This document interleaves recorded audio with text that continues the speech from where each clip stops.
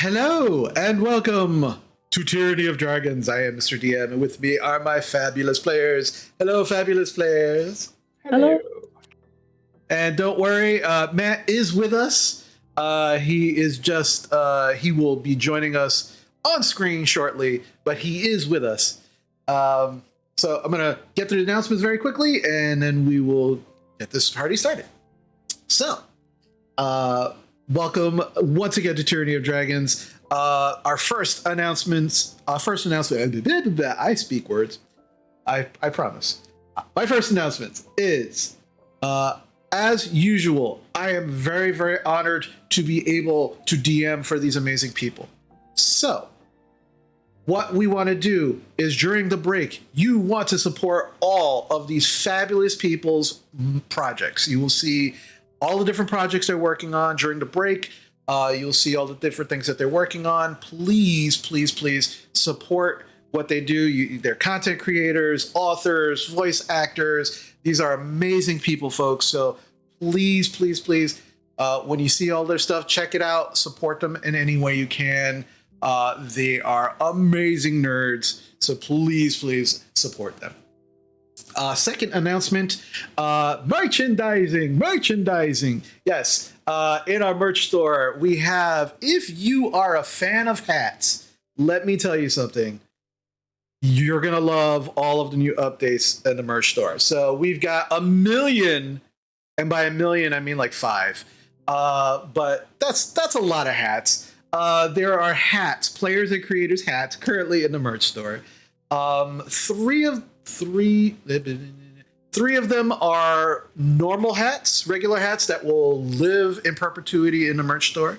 But 2 of them are actually, here is one of those amazing hats. I mean, look at that. It's just players and creators, just awesome, just amazing, right? You also have a number of different ones. There is the baseball cap. That one is the snapback. We also have the regular pullback. There are 2 limited edition hats. They're only there for 4 months. That is not because of me. That is more due to actual the merchandising store. They just said, hey, listen, these are 2 hats. They're only going to live in your store for 4 months. So here. So I was like, sure, okay. One of them is it's a winter hat, but it has a pom-pom, has one of those floofy pom-poms on the top. That is also players and creators. You can get those in different colors. They are 2-tone, so you can get them in multiple colors, which is really cool. And then the other one is those denim hats, those denim baseball caps. Really, really nice. They come in different colors, black, blue, gray, really nice. Also players and creators. So those 2 are limited edition. We also have a bucket hat. If that is your thing, if you like rocking the JJ Walker look, if you even know who the hell that is, John knows exactly who that is because he's as old as I am. But if you like the bucket hat, there is also a players and creators bucket hat. But yeah, this is the month for hats, folks. So if you're looking for hats, we've got plenty of hats. We are slowly but surely getting in artwork from our other D&D game, our Wild Mount game on Thursdays. So once we have that artwork in, we're gonna have a hell of a lot more merchandise. But we do have amazing. I mean, for this campaign, look at this. We've got mugs, right? We've got mouse pads. Look at that. And these mouse pads, folks, Bocek's dead. So get them while they last. Okay? Because that's Bocek. He's not even in the campaign no more. There's new mouse pad with new player who dis. And so you gotta get them while they're here, folks. Okay? But yeah, we have so much, and again, this is our way of giving back to folks, because you have supported us by watching us, by following us, and being here for all of our crazy shenanigans. So this is our little way of giving back. And remember, if you are subbed here on Twitch, You do get an automatic discount for your purchases in the merch store. Just make sure that you're logged into your Twitch account when you purchase your items. All right. And last but not least, yes, we is that it? Holy shit, I think that's it for announcements. Wow, that was quick. All right, so last but not least, I'm done. So with that, let's get into our next session of Tyranny of Dragons.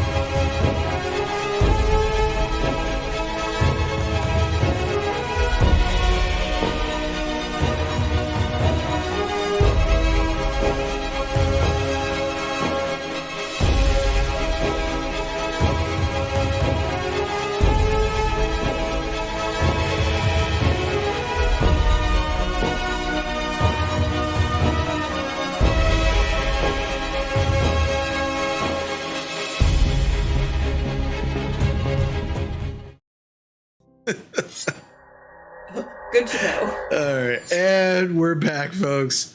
So, with that, let's do a quick recap, shall we?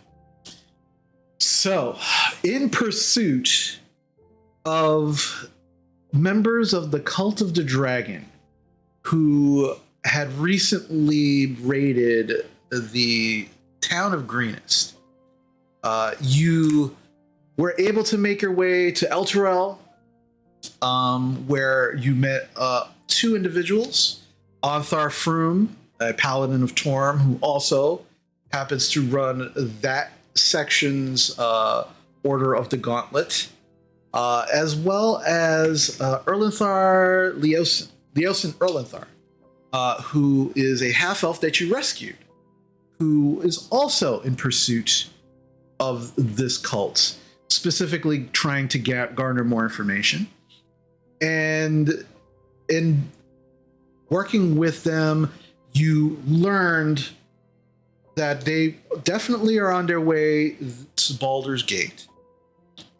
You need to gather information to figure out where they're taking their ill-gotten gains. Some of them being teleported to some unknown location, and others being taken to Baldur's Gate, where, due to Leosin and Arthar, you realize they are probably going to take some kind of caravan to wherever that destination may be.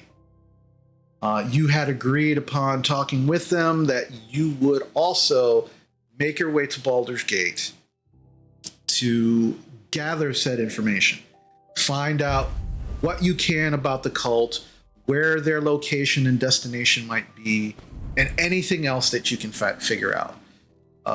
While some of you are definitely on a hunt and destroy mission, and we're disappointed to hear that, this is just an intel kind of gathering quest, you all agreed to go do this. But before getting there, you wanted to gather some more information, specifically having to do with a map that you had found during your adventures in the Lost Mines of Phandelver. You learned that the map had been sent to Candlekeep, where you could get more information, seemingly about something that had to do with artifacts in the Underdark. And you made your way there. Two of you also became members of the Harpers. So with your own kind of side quest, if you will, trying to learn information about two half giants that had recently been seen in Baldur's Gate, but at some point had attacked Candlekeep. You haven't inquired about that just yet, but that's something to think about. You made your way fairly quickly. It took about 5 days to get to Candlekeep, where you were acquainted with all of the amenities that Candlekeep has to offer.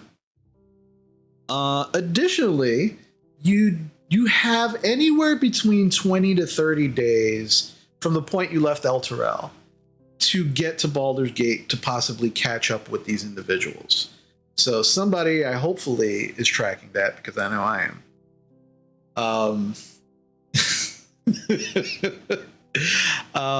And in meeting the various individuals of Candlekeep and taking advantage of the bathhouse, the interesting rooms that allow you to change the room to your preference, and an interesting ogre that seemingly is taking up residence in Candlekeep as well, you were given permission to head into the library proper itself. You also learned more information about Warple's broken hunter's livery, which is degrading, and the souls within are beginning to escape, which you are somewhat familiar with. But you were given more information, allowed the one of the great readers to actually keep the gem temporarily to run more tests and see if they can garner more information. But with all of that out of the way, you finally met the Eyes of Deneir, Tem and Hannah Bonaduce, who were investigators that Candlekeep had constantly asked to come to Candlekeep because they seem to have issues with books and sometimes interdimensional issues within the library, which is an occupational hazard in a library such as Candlekeep. But they were looking for some help with a lost individual, which apparently also happens at Candlekeep on a somewhat regular basis. The individual had taken the last time this person by the name of Falthrax Loader was was kind of depressed and was taking solace in a book known as The Price of Beauty. It was a book that apparently was written by worshippers of Sune. They were having a hard time finding this book because they knew very well that this was probably, at the very least, finding the book would point them in the right direction. Vincent found the book, and the book spoke to him. And upon learning that he was depressed, opened a portal for him. Gorple? Can I get the race of Falthrax? He was a dwarf. You didn't get a lot of information before you jumped through the portal and then the portal closed. But you did, at the very least, you did get that he was an avowed here at Candlekeep and that he's a dwarf. And then second follow-up, not on that, how many days in are we of our 30 days? It took you 5 days to get to Candlekeep. Once you got there, you spent another day there, so that's 6, and you are now currently on your 7th day. I will now keep track of it accurately. Okay, fair enough. All right, so the portal opened up. You were assured by the eyes that they would figure out a way to reopen the portal for you the next day. and to try and find Falthrax. Now, interestingly enough, when the book spoke to Vincent, it said a number of things. Vincent, at this point in time, has not yet shared those things, but did share completely. Hey guys, portal, and then you guys jump through it. So, to remind you what was said, second. Thank you. Yes, no problem. The book did speak, asked how you felt upon you telling the book that you weren't feeling well and you were feeling depressed. The book said, if rest, relaxation, or transformation is what you need, then follow the lilies, dearest one. I am sure Silveri will see to your needs.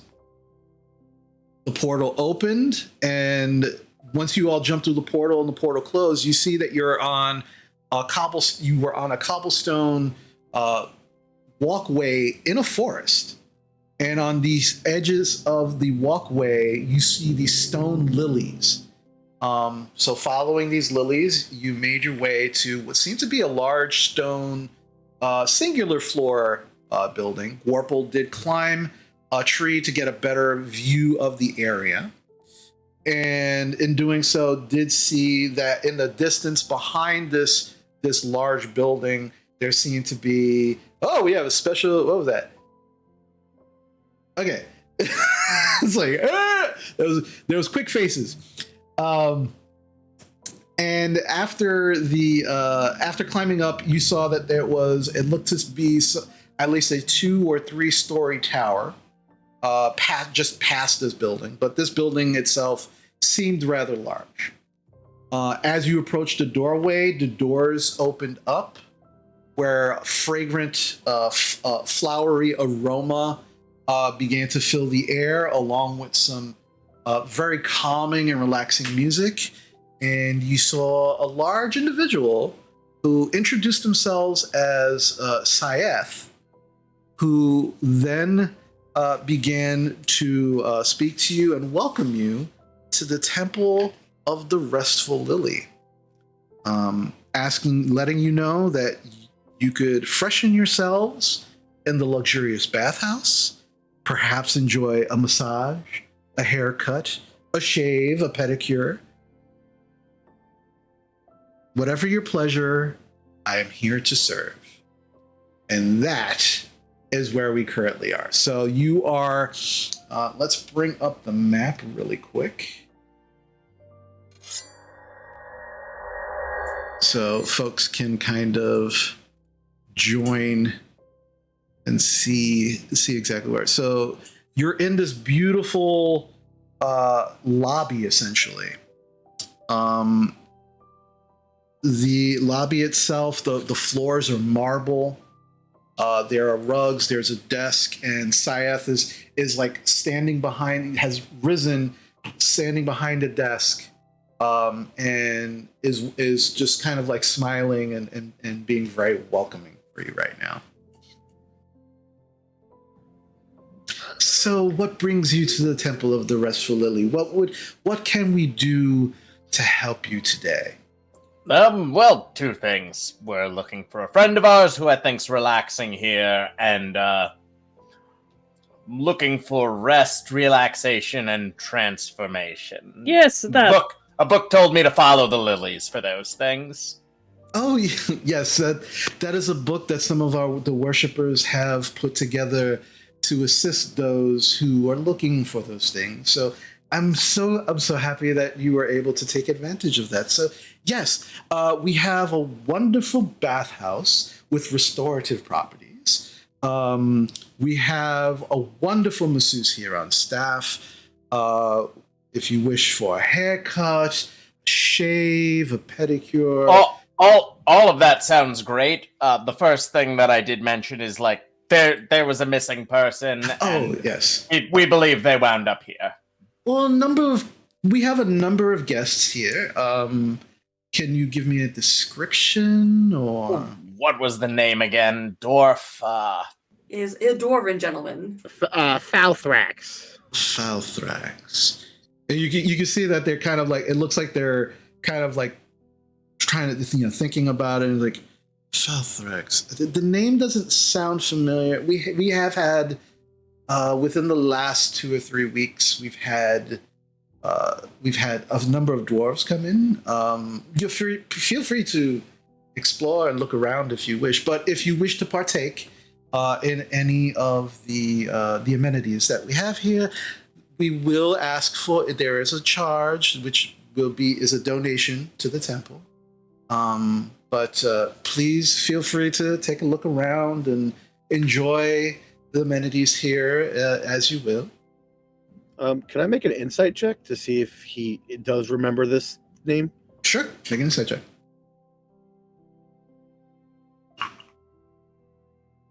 I got 12. 12.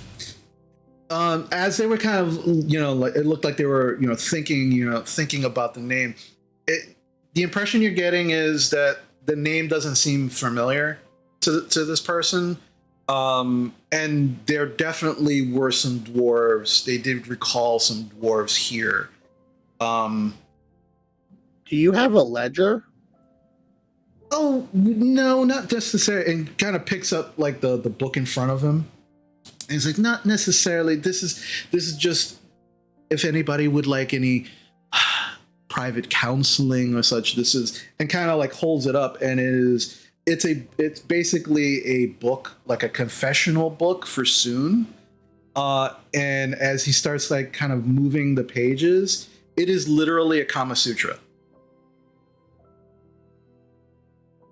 And he just kind of keeps it. So it's not a ledger. It might have. I think it's a little. I'm sure you're mistaken because you saw the book here. I am here to greet everyone, but no, we don't actually take people's names. We just allow them to come and go as they will, and partake in the amenities. And then when they are completely relaxed and transformed and feel so much better about themselves, they go. We don't. That's not something we necessarily keep track of. Basha, you worship this Sune, it is, right? Sune, yes, I do actually. Are they as much of a dick as the god that I was raised worshipping? Not at all. No, Sune is amazing. In that case, fine. Do you need a donation? Sure. Oh, all very well. What would you like to partake in?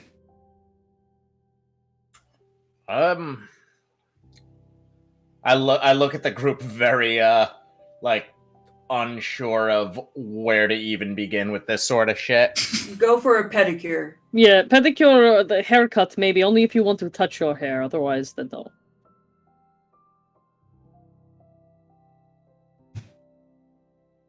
So pedicure? Actually, if a dwarf's feeling down on his luck, where do you think they'd what sort of thing would they do to relax? Where's the bar?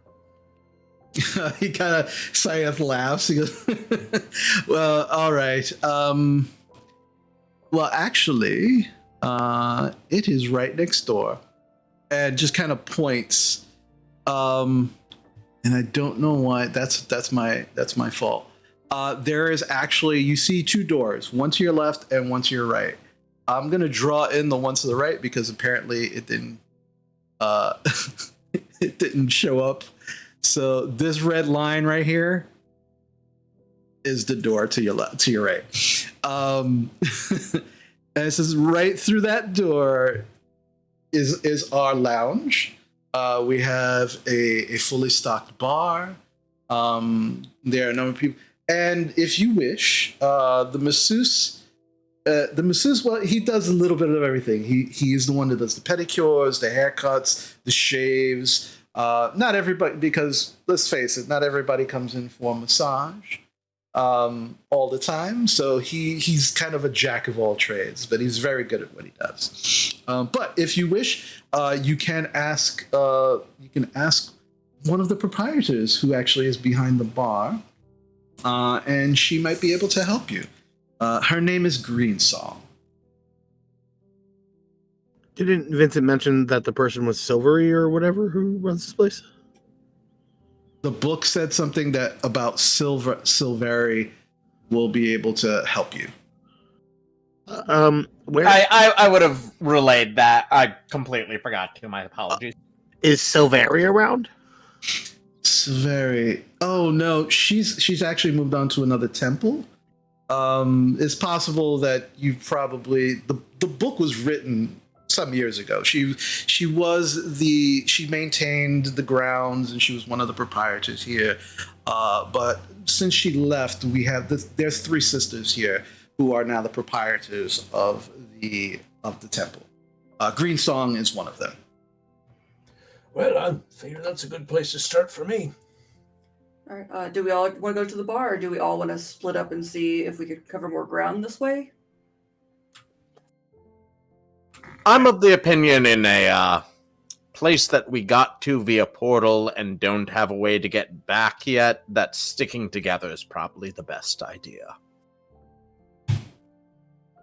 Convincing argument. agree. All right. I'd say so. I just think we should stick together. Yeah, I kind of like sidle up to Amala and just like in Draconic, but pretty quietly go, I don't trust this place. Like, what?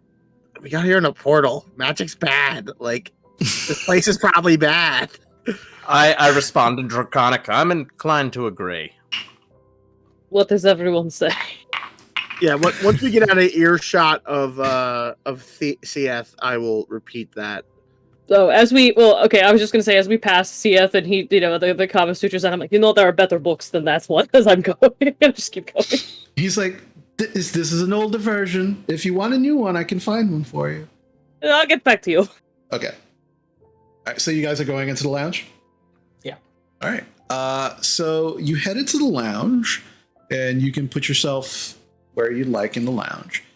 And as you enter, large cushioned chairs are set around this open space. Calming music fills the air.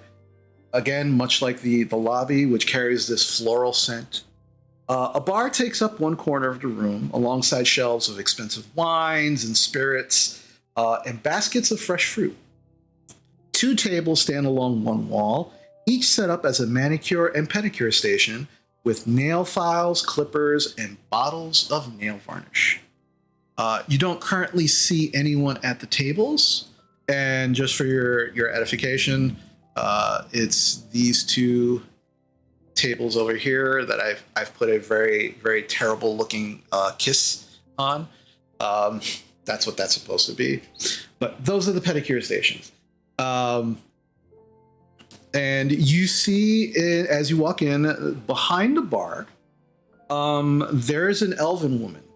She's wearing mostly greens. Her hair is actually green. Her skin is very, very pale, and she's actually wearing a veil over her eyes. And she's just kind of like sitting behind the bar, and she's petting this large mastiff. And there are 2 people at the bar already. There's a drow, a male drow. He's wearing an eye patch. He's kind of got a similar haircut to Gene. His head is completely shaved except for this flap of white hair that just kind of comes over the side. He's wearing very fancy looking, elaborate, clothing. Number of rings on his fingers, on both hands. And then there's also a half-elven woman who's also kind of sitting, not next to him, but about two places away from him. And they seem to be just enjoying a drink. There's also a gnomish individual kind of sitting on one of the cushioned chairs over by the fireplace. And also you see a dwarf sitting at one of the tables also with a huge stein of beer, just kind of drinking. And there's also a number of other individuals in here, but you can tell that they probably work here. One of them has a broom who is just kind of like sweeping up. The other one is kind of clearing off the table.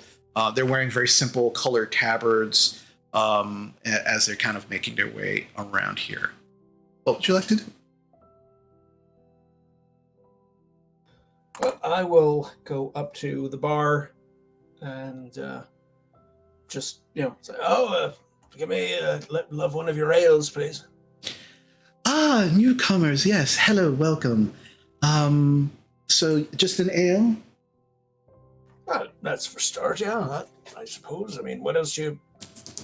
I hear fully stocked. I'm always I can be disappointed very easily. So it's gonna start with that, but love to hear what you got. Well, we have such a variety of different brews and alcohols here. Beer, mead, wine, of the finest grades here. But we'll start you off with an ale. And she just she kind of moves away, and the Mastiff stays exactly where it is. And as she kind of turns her back and begins to kind of pull bottles off of the shelving, the Mastiff is just sitting there looking at everybody at the bar, just kind of like staring back and forth at everybody. Strange dog. And Mala's gonna sit down next to the drow. Mm-hmm. What is the drow drinking? It looks like wine. Is kind of, he's got like a very thin flute. He's kind of got it between two fingers, and he's just kind of like sipping it every now and then. He sniffs, and then he kind of sips it a little bit. He's not paying any attention to you. I'm gonna tell the barkeep. After you get my friend's ale, can I have the wine that he has? And like point next to me. Yes, absolutely. She goes, as you say this, she turns and she pulls another bottle off the shelf. Do you have anything frozen, maybe fruity? She turns and she kind of smiles and she smirks. Nothing frozen, but definitely fruity. I'll take that then. Absolutely. She places the bottles on. She goes back to the shelf and she pulls off another bottle. She begins pouring the drinks. This whole time while she's pouring the drinks, the dog is just kind of like staring at everybody. Like the head is just kind of like going back and forth, looking at all of you. Does it seem like a normal dog from my like animal knowledge? Like the way it's acting? Make an animal handling check for me. I'm also distrustful of this dog that's just staring, but I don't have animal handling. Like I'm just like, this dog is weird. Dirty 20. Dirty 20. This is an extremely well-trained dog. This dog, it is acting like a dog, but it seems to be trained specifically to look for something. You're not sure what it's looking for, but it's specifically looking for something. I will use my ranger feature to cast Speak with Animals and be like, "Hey, buddy." It turns its head and just and doesn't say anything. It doesn't bark. It doesn't growl. Nothing. And the elf should just, if you could, Morty he's trained specifically as my guide. He's and she kind of lifts her veil slightly, and you can see that she has no irises in her eyes. And then she kind of pulls the veil back down. So he doesn't interact with anyone but me, so don't take offense to it. But he's not only my guide, but he's a good guard dog. Aren't you a good guard dog? Yes, you are, Morty. And as she does this, you kind of watch his tail begin to wag slightly. She kind of scritches him behind the ear, and then he turns and he's just staring right at you, Gorple. Okay. And he growls slightly. He bares a fang, and then he goes right back to like looking at everybody at the bar. When she lifted her veil, does she have a holy symbol of Sune on? Make a perception check for him. That's a natural 20, baby, for a 28.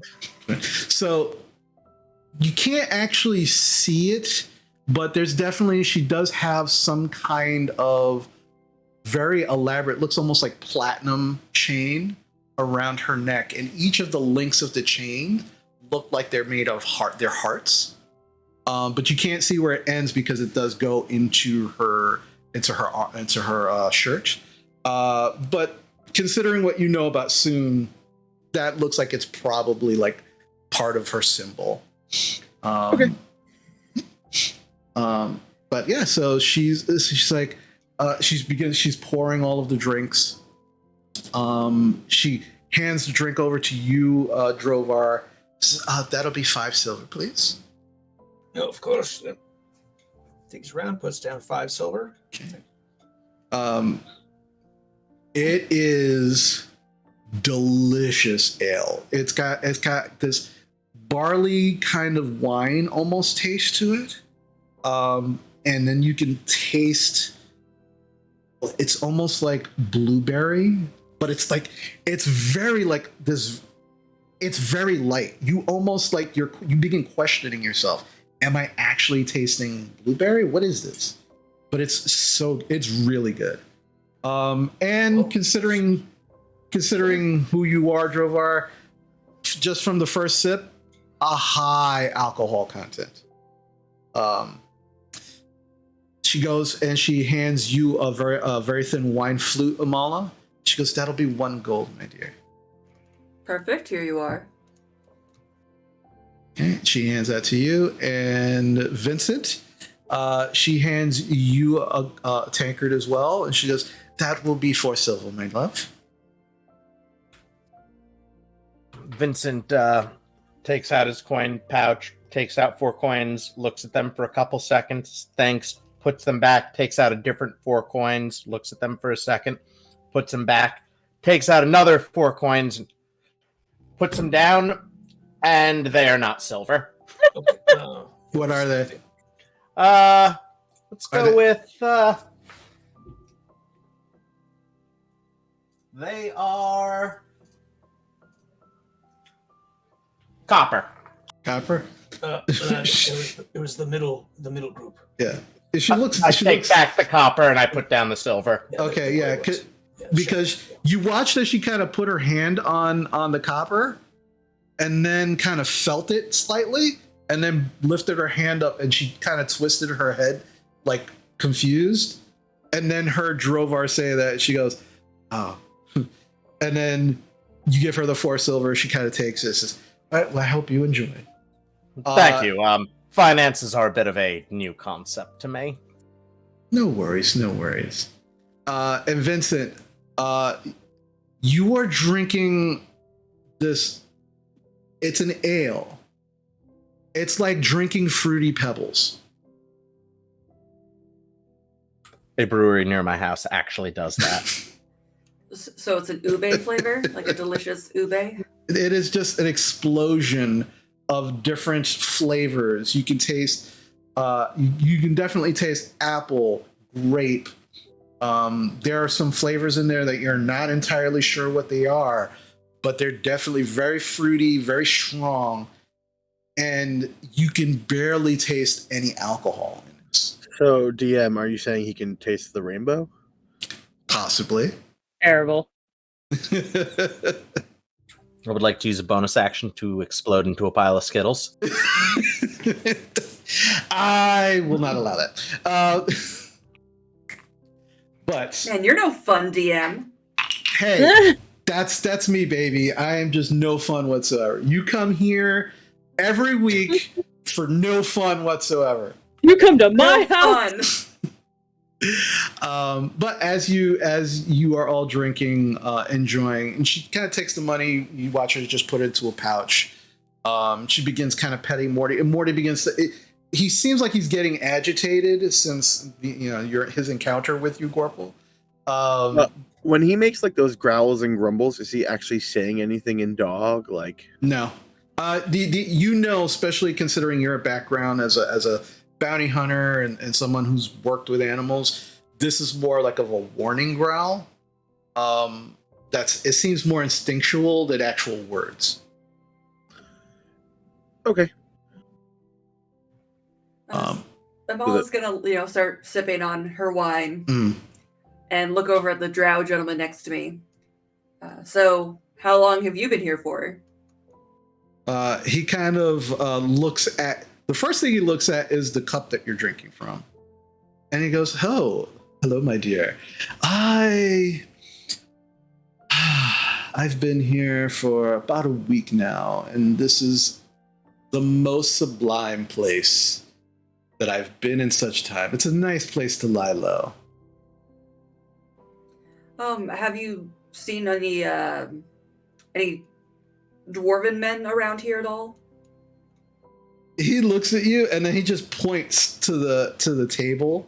Besides the one I came in with. He points to the table across the way where there is a dwarven man drinking from a large tankard across the room. And specifically, this guy right here. I don't know. Did you see that? Yes. Ah, perfect. Okay. I did not see him sitting over there. Thank Yeah. you. But also, this is a very great wine. I'm glad that I chose to get what you were drinking. It's like it's not many people who have a liking for Underdark brew. So I'm glad that you enjoy it. And as you sip it, it's like it's strange. It's definitely a wine, but it has kind of a dark lager undertone to it. That's very earthy. There is no sweetness to it whatsoever. It's actually very tart. And it's good if that's your thing. But you can tell that if a wine like this was not your thing, that somebody probably wouldn't be taken kind of aback from it. IRL sounds like a husband wine to me. So he's just like, so I don't know about you, but introductions possibly. Who might you be? Oh yes, my name is Amala. I am a paladin of Bahamut. Ah, well, aren't you just so happy and proud about that? That's wonderful. I like that. Pleasure to meet you. I'm Jarlaxo Vanre. It's a pleasure. It's a pleasure to meet you. So, what brings you here? Oh, well, what's the best way to put this? Well, I'm in charge of a number of enterprises, and, every now and then I need a little me time. So I try to come here as often as I can. It's not very often, but when I do, I'm so relaxed. It's just a wonderful place to be. This is your first time here? Yes, this is our first time here.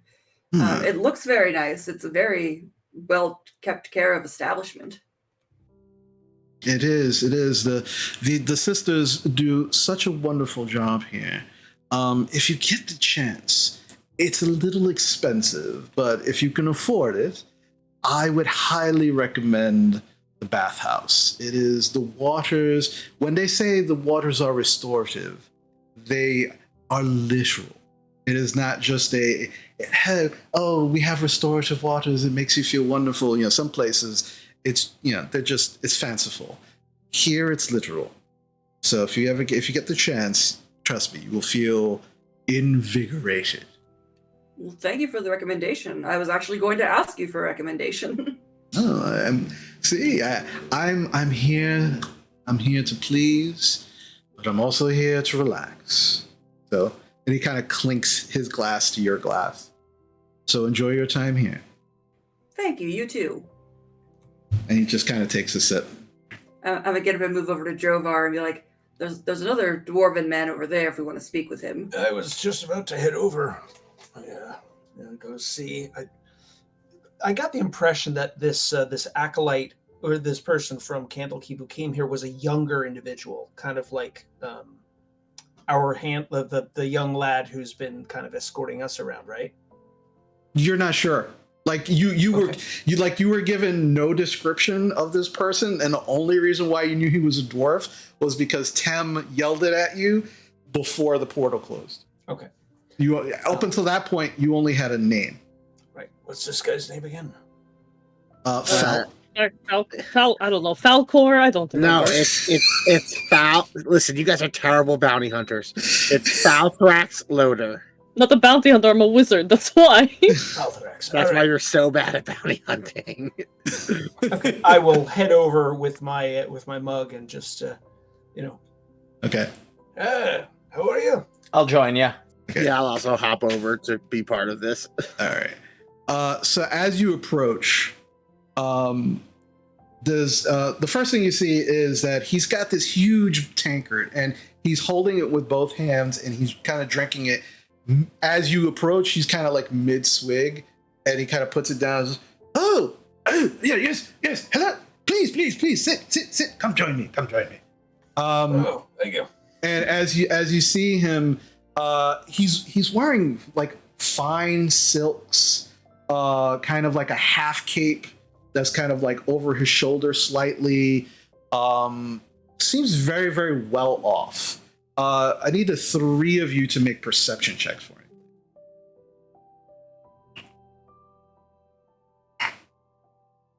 You won't believe it. That's Warple. another natural 20 for a 28. Okay. Dang. That counters me because I got a 1.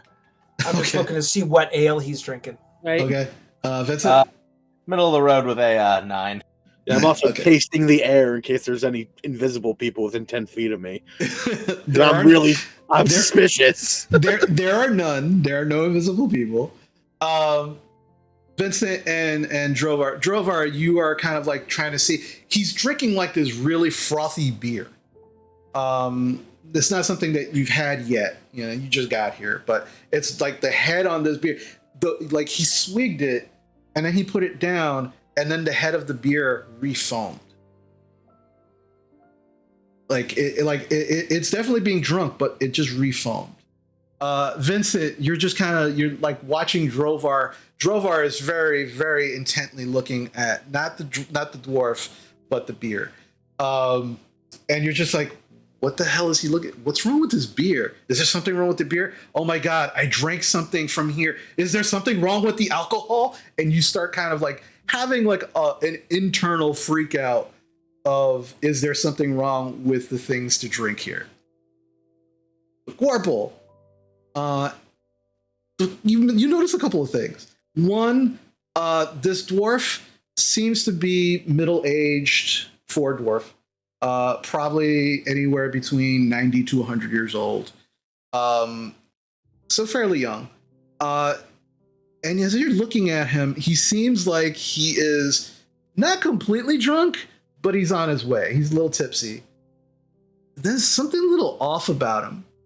And as you're just like looking, it's his hairline. There's something wrong with his hairline. Holy shit, he's wearing a wig. He's wearing some kind of like weird wig, and it's now that you're noticing it, you can't not notice it. It is like the beard itself looks fine. Like he's got a very, very well kept beard, comes about, you know, to his clavicle. There's like 2 braids in it, and interwoven in those braids are, it looks like silver and gold braid, you know, like braiding within the braids. It's very elaborate. This person definitely comes from some money, or has some money. But yeah, he is wearing like a really bad wig. I keep that noted, and I'm like, weird. Okay. Yeah, please sit. Join me. Thank you. So, what are you drinking there? I've not seen a drink do that for you. Oh, this is some good shit. This is the Resrim beer. They won't tell me where it comes from. I want to buy a few barrels of it, but they say it's only made for the Temple of Sune, which is why I come here so often, because I can't get it anyplace else. But it's you've been here before. Oh yeah, this is my 3rd time. It's wonderful here. It's wonderful here. So relaxing. Just, you know, when you need to get away, and assistants here are very helpful as well. You know, they definitely do their best to, you know, if someone's having difficulties in their lives with any specific things, you know, you can come and talk to them. Some people come here because they feel weak and they want to be stronger. Some people are not good with trying to basically meet other people for purposes of relationships or some such, and the sisters here are able to give advice. If advice doesn't work, sometimes they kind of they will use their magics to enhance your charisma. You know, the sisters here are wonderful. I thought you were about to tell us this was a fucking singles club. No, it's a Temple of Sune. mean, in fairness, that kind of could be. Never mind.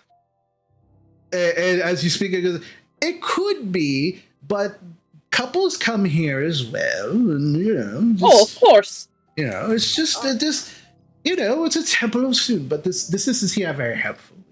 I mean, Yes. did you know the previous owner, Silvery? I've heard the name before, but from what I understand, I was told that she was the priestess prior to the sisters, who used to be the caretaker here, and that she was assigned a different temple of some sort, like a creation of a temple. I don't know. I don't know the story. Just a clarification, GM. I'm not quite sure if I remember this correctly, but wasn't stuff like overgrown on the outside of this place? Yeah, there was like ivy growing on the walls, but they seemed to be well kept. Like they purposely allowed. So it was like it was artistic ivy, not like this place is an overgrown shithole on the outside. Right. Okay. Sorry, I got that. No, that's fine. Wait a second. Okay. That's fine. I would like to ask, as somebody who's familiar with temples of Sune, is it usual for someone to suddenly leave and start a new temple? Is that kind of weird? Like, I'll say make a religion check for me.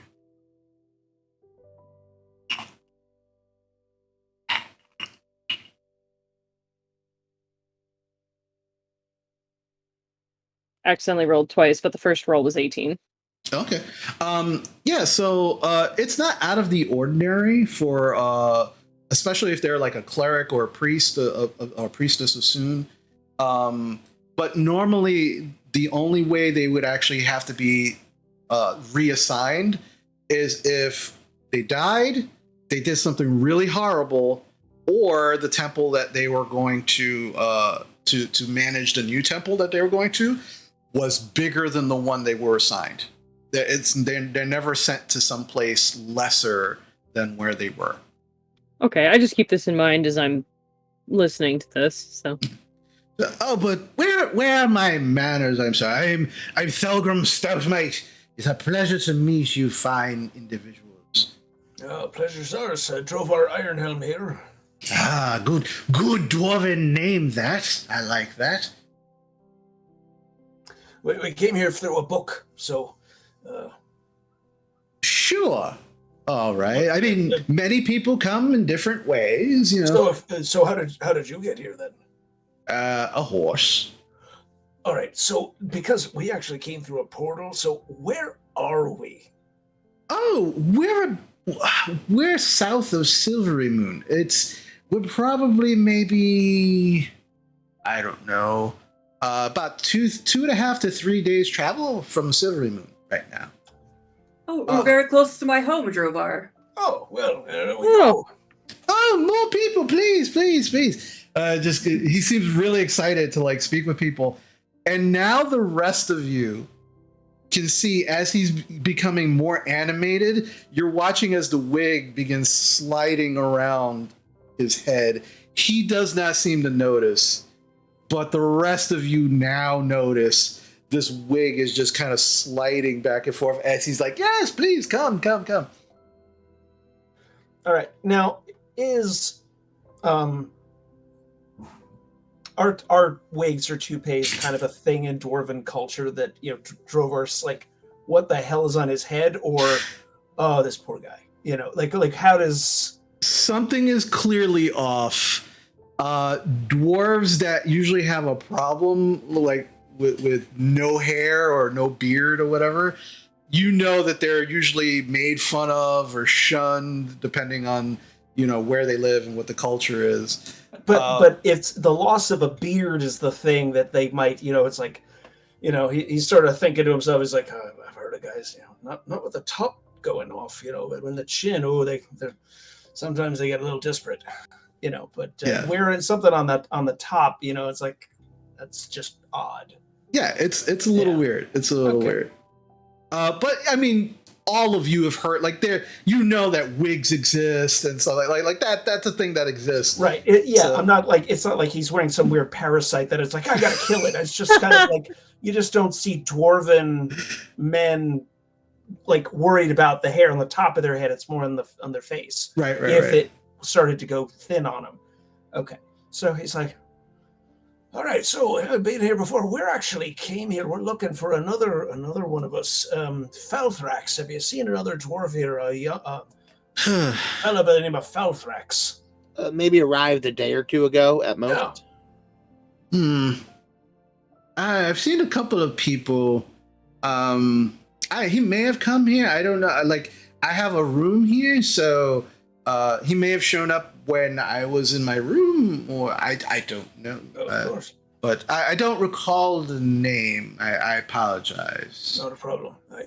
If anybody else wants to jump in here, I got one last question. You were saying that the sisters can, if people aren't feeling strong, so it's not just, massages and things like that. There's places to actually exercise here too. Yes, think of this temple as a place of self-care, right?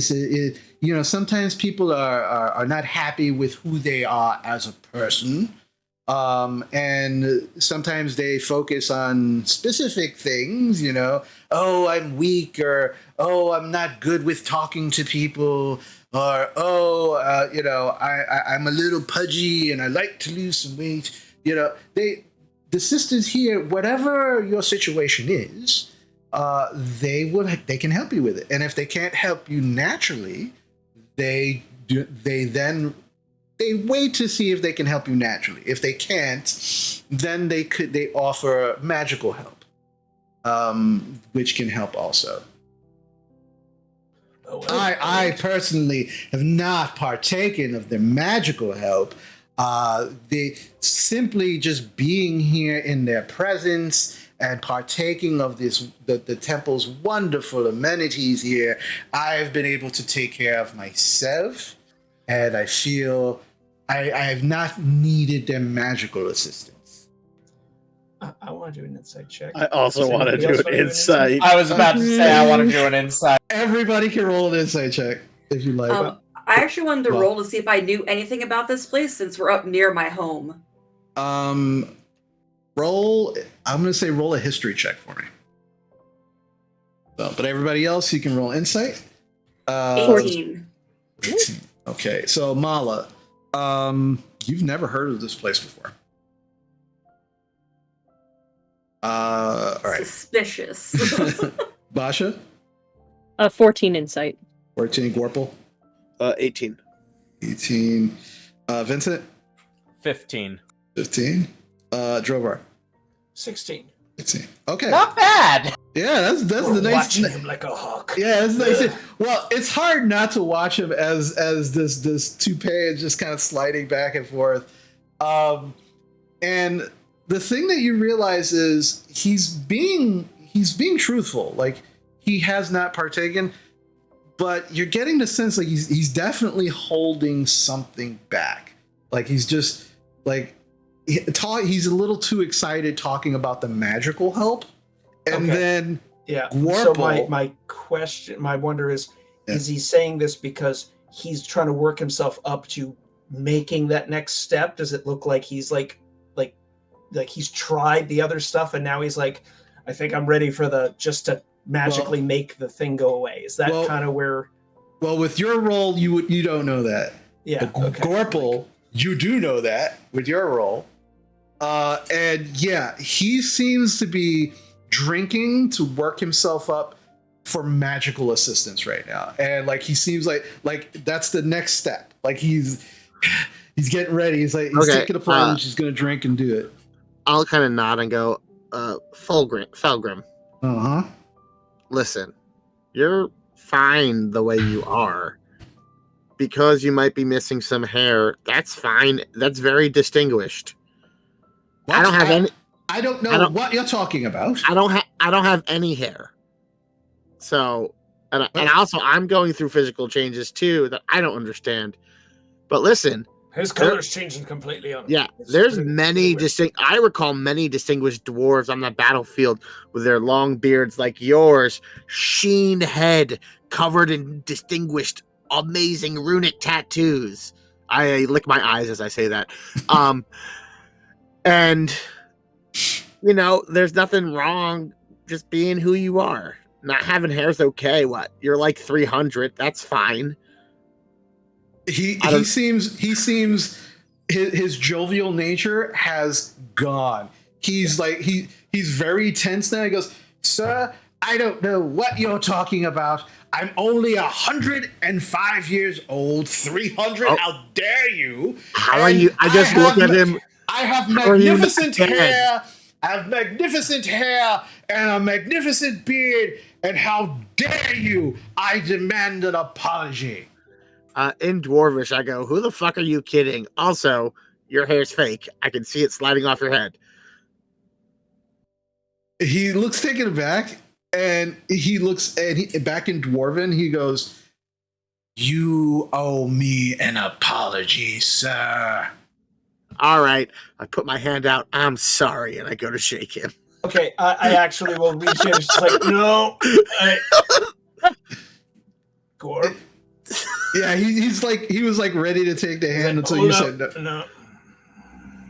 Anyway, no, I don't have to apologize about anything.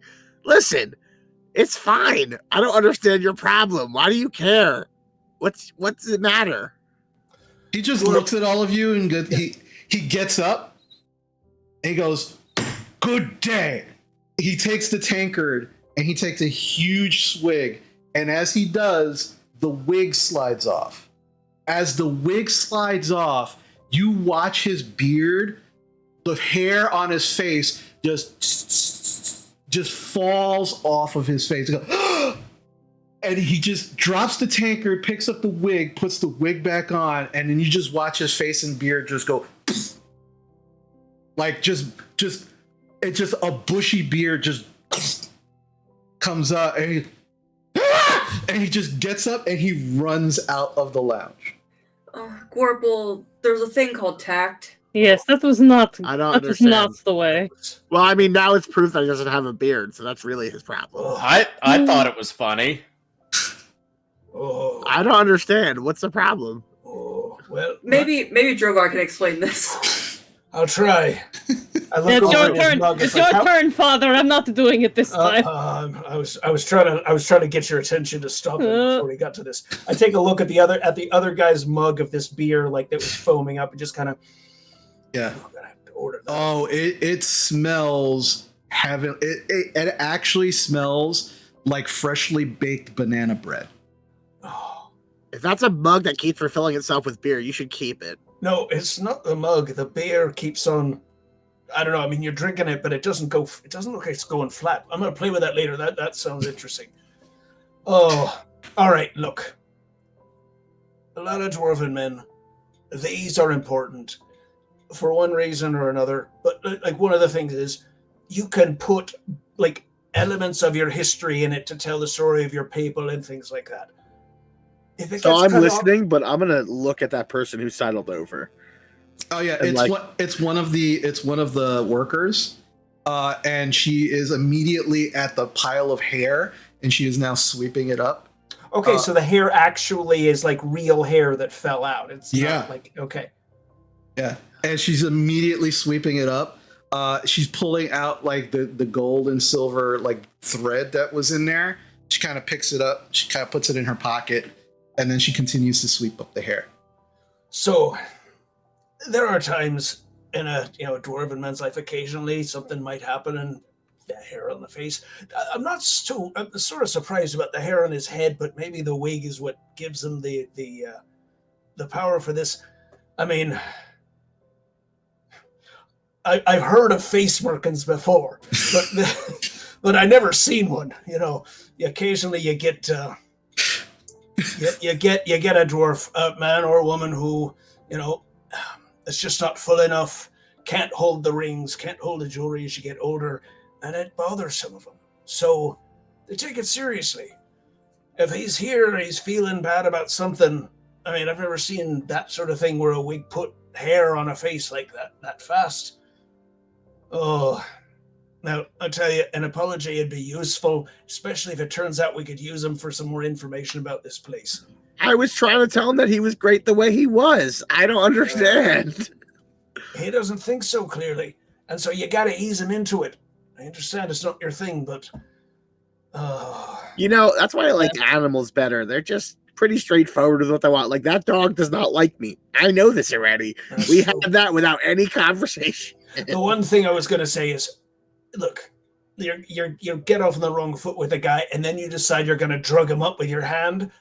That's just no. Oh, well, he was being a jerk in a No. very demanding No, he way. wasn't. He wasn't. He was a- reacting. He was a scared old fellow who, you just called him. He's on it. He was apparently not embarrassed. old. He just said that loudly. Which is why he's even more scared. But you decided, oh, well, I'll apologize, wink, wink, and you're going to drug him up. He's a dwarf. He'll be fine. If he's losing the hair on his face completely, he may not be as resistant to Okay, fine. toxins. Then I will go apologize. Thank you, Gorple. All right. Anyway. Meanwhile, while this has all gone down, you can hear chuckling. And as you turn, almost everybody in this room has like turned and has watched the whole situation, and they're all chuckling, including Green Song behind the bar. But the gnome on the table, he's on the chair. He's actually standing on the chair, like looking over it. He's just like shaking his head and laughing. The half elf at the bar, the drow, Jarlaxle, and Greason, they're all chuckling, and they're all like just looking at all of you, like shaking their head and laughing. The worker finishes sweeping up the hair. She just goes over to a trash bin. You just watch her as she dumps it out. I'm going to go scamper off after that guy. Okay. You did see him. Let's see. Which way did he go? Which way did he go, George? He went. You saw him run through. He ran around the corner. And you can see there is a set of double doors here, a door over here, which is slightly open, which is probably the way he went. And then there's another door over here. Okay. I'm going to turn the corner and head toward that open door. Okay. So as you do, let's open that up. Okay. Come on, ice cream. All right. So as you go through that door, you actually find yourself in. So before I go through the door, while there's no one paying attention to me, I'm going to flip over the hood of my armor, and I'm going to stealth through here because I want to try to get a lay of this place without anyone noticing me. Okay. Make a stealth check for me, please.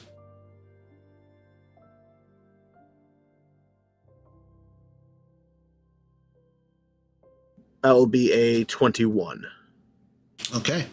You feel, considering at this point, you're not in line of sight of anybody who has seen you yet. You feel pretty well hidden. And is this place like made of stone, or what's the inside? Yeah, the floors are marble, and the walls are actually made out of, you can see bricks, stone brick. How tall are the ceilings? The ceilings are, hold on a second.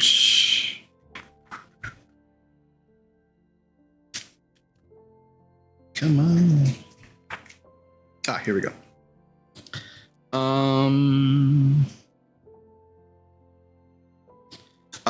10 feet tall. All right, so I'm going to kind of sidle up the wall and stick to the ceiling and like Spider-Man crawl because I figure people don't look up. And also I'm now Predator camouflaged because I activated my armor. Okay. And so I'm going to kind of try to crawl my way up top and follow that. All right. So as you kind of like move your way through the slightly open ajar door, and you begin kind of moving in. You do hear what sounds like a tss, tss, tss, tss sound. And as you kind of peek in, you can see another one of these employees of the temple who is she is just sweeping the hallway. And throughout the hallway, you can see there are torch lights, and it's very well lit in here. But you are able to get up to the ceiling. And as you do, you can see there are a number of doorways in this hallway. And you can see that it does turn. And do I hear this guy running or moving fast? Because I know doors are a little slower. He was in a huff. Make a How dare you, sir? How dare you? Make a perception check for me, please. 17.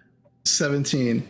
As you move into that hallway, you do hear from around the corner, where you can't see, you do hear a door slam.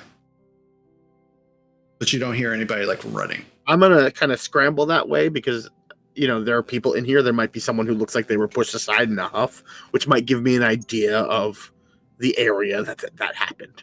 Okay. All right. So yeah, there's doors all here, but you heard it. It definitely came from around this corner.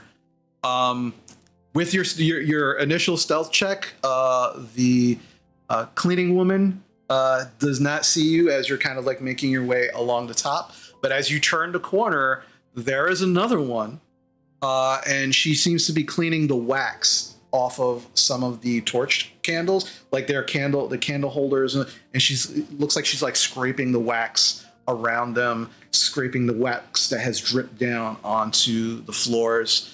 But she is facing the direction that you're coming, so I need you to roll me another stealth check, please.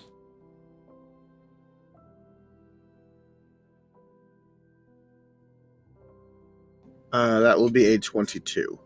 Okay. So easy enough. You are able to kind of like skitter just past her. And you can see at the end of the hallway, there is another one of these temple employees. Further down, he has his back to you.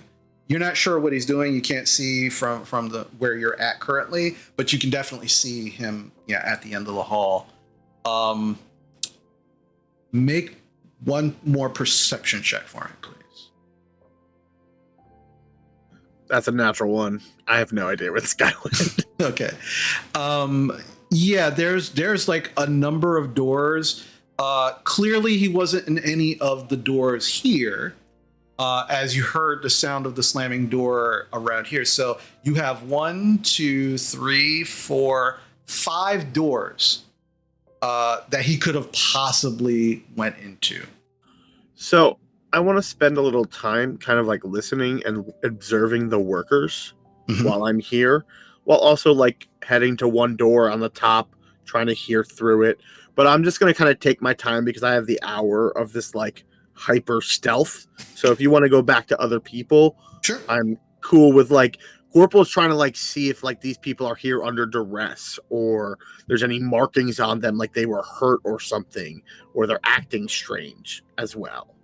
Okay. All right. We'll get back to you. Alrighty. So the rest of you, you just watch Corporal just kind of turn the corner and disappear. What would the rest of you like to do? Amala's going to sit down with the bartender and try to suss out exactly where this place is, since I've never heard of it near Silvery Moon before. Okay.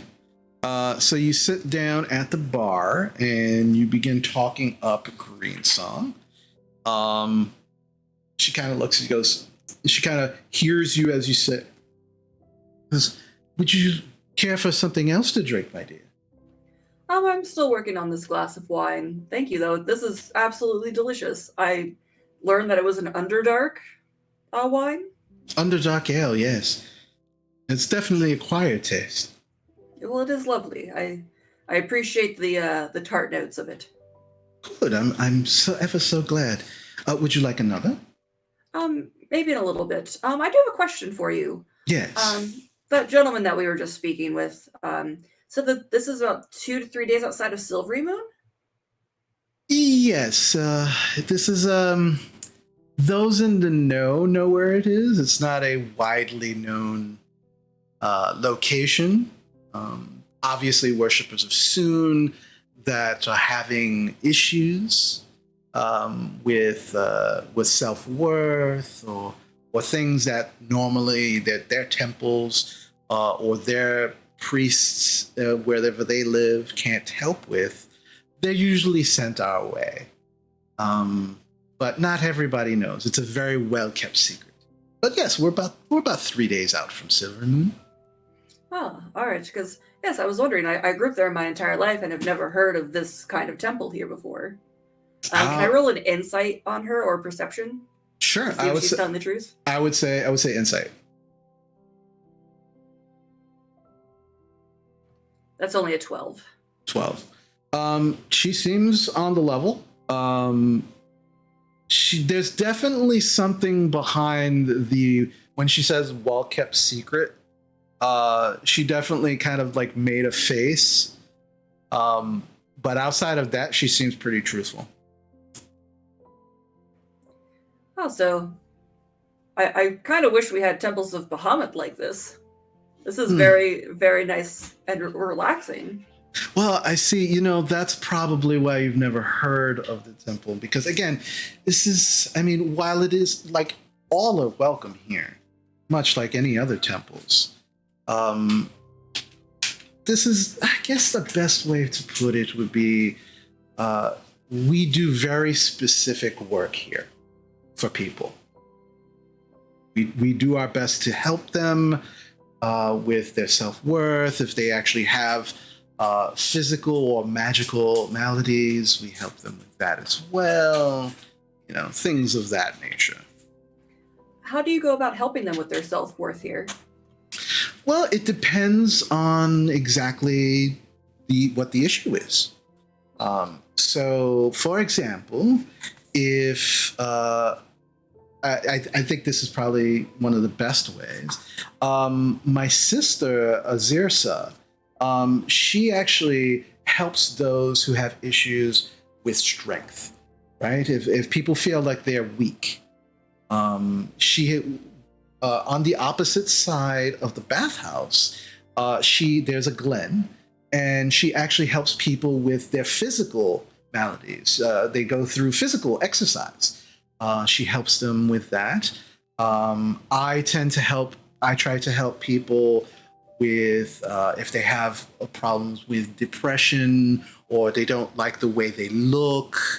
I sometimes counsel them.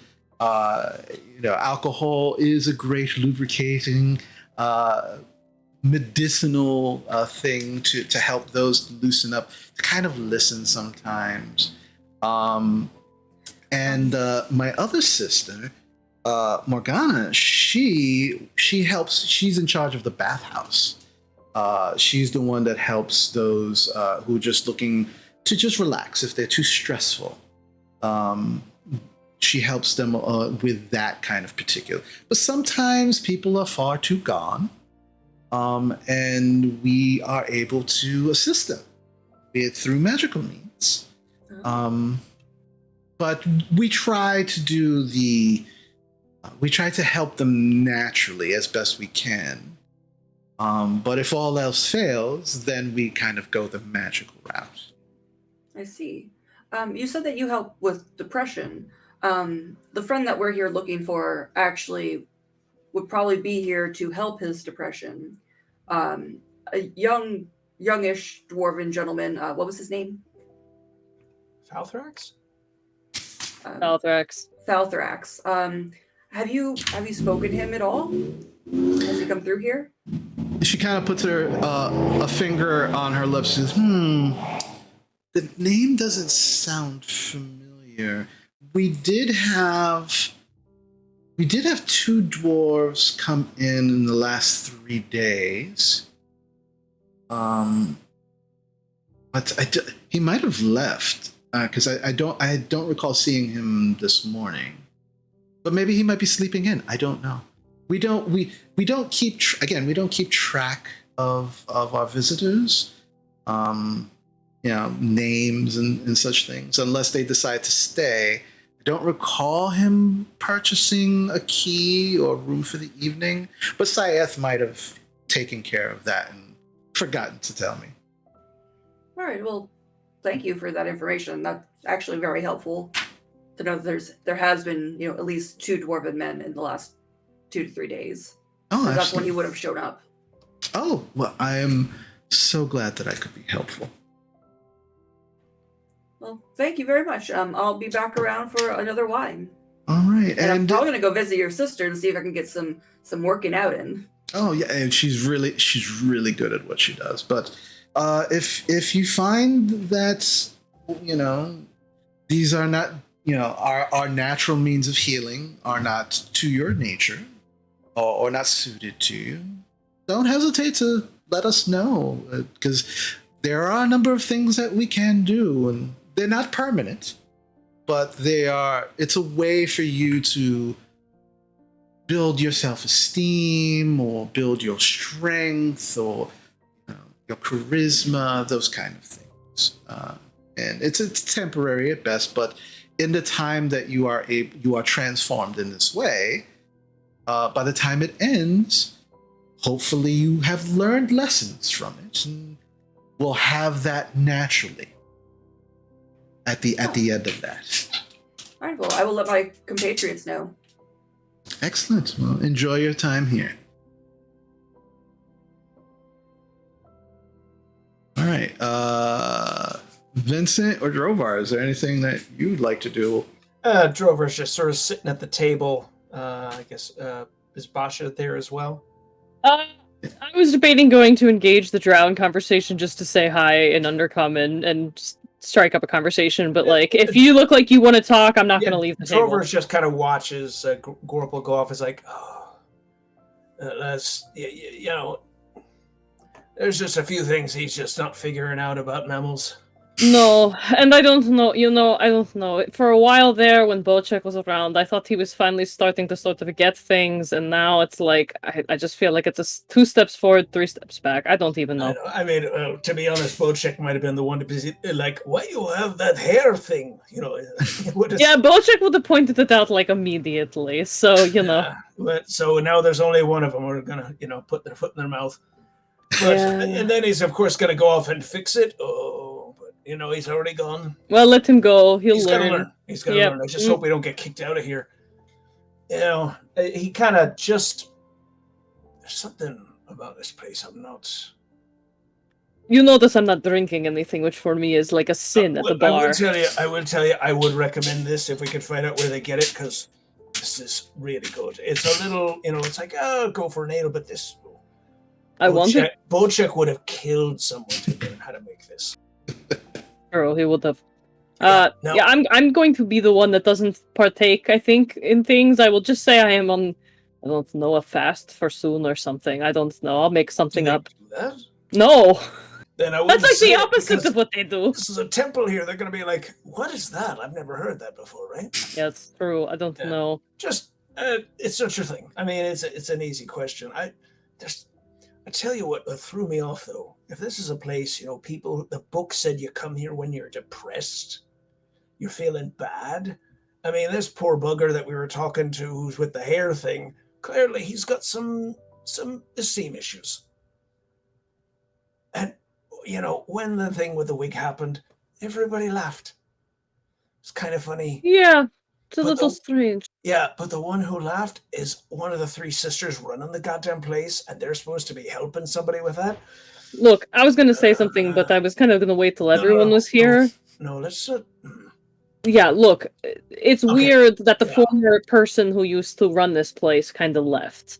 Because that's not typical. I mean, it's not that it's not typical, but it's typical priesthood, right? You leave because you get kicked out or reassigned somewhere else, or you go to a bigger temple. So it's kind of strange that she just left.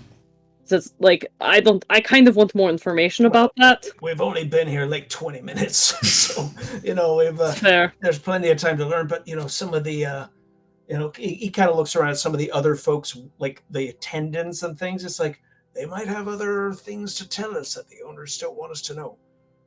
Possible. But in any case, I mean, nobody's seen this dwarf that we came here to find. Yeah, I think we should go looking for this dwarf We have to ourselves. We have to look around. And do we need a place to stay? I mean, maybe bears ate him out in the woods. He never made it here, but I think we'd have found trace of that. We would have seen bears. Well, the evidence. Corporal would have seen bears. I don't know. He'd have smelled something. Yeah. They'd eaten him on the way here. Yeah. Nobody seems to know that he saw him here at all. I'm going to be watching. I think this is my only one that I'm having, which is a shame because it's so good. Oh, now I really want some of that Underdark. I might just get one. What the hell? Well, All right. Yeah. If we all die because I took a drink too, it's gonna be a problem. I should have stayed sober, but I'm gonna go I think get you're one. gonna be okay with that, right? Yeah, that's fair. Yeah. All right. Well, one each, and that's it. All right. That's the rule. That's the rule for this. I will make my way over to the bar and order one of those drinks. And just, like, we don't have to roleplay it, but I'm just going to casually start up a conversation in Undercommon with Jarlaxle and see if he engages. That's, like, kind of... Okay. But... So you go over to the bar, you order the same drink? Okay. And Greensong says, yeah, absolutely, no problem. She pours out a flying flute for you. She hands it to you. That'll be 1 gold, my dear. And I do pay 1 gold. Okay. And you start talking to Jarlaxle in Undercommon, and his eyes immediately widen. It's a big smile on his face, and you can see now he has an eye patch. And I forgot to mention that to you also, Amala. He has an eye patch on his right eye, and in the very center there's like a green gem, and it seems like like around it, circling this green gem, are these very tiny, looks like ruby chips that are just kind of like around it. And he kind of turns to you, goes, I have not heard the Undercommon tongue in such a long time. Thank you so much for that pleasure. Jarlaxle Bonnery. And he grabs your hand. He takes your hand and he kisses your hand. He goes, so what brings you here? Well, we're looking for a friend, and also, I myself am a worshiper of Sune. I will take out my amulet, and I'll be like, so it is, common for me to look for temples like this. Has this been here long? Like, really? Like, actually?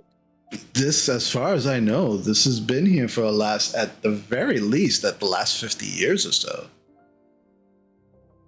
I mean, fairly new as temples go. I mean, fair. And Silvery just left. That seems strange. I honestly, I don't know the comings and goings of the people that work here. I do know that the sisters have been here for some time, and it is what it is. But I mean, yes. The amenities are amazing here. Yes, it does seem that way. So what brings you here?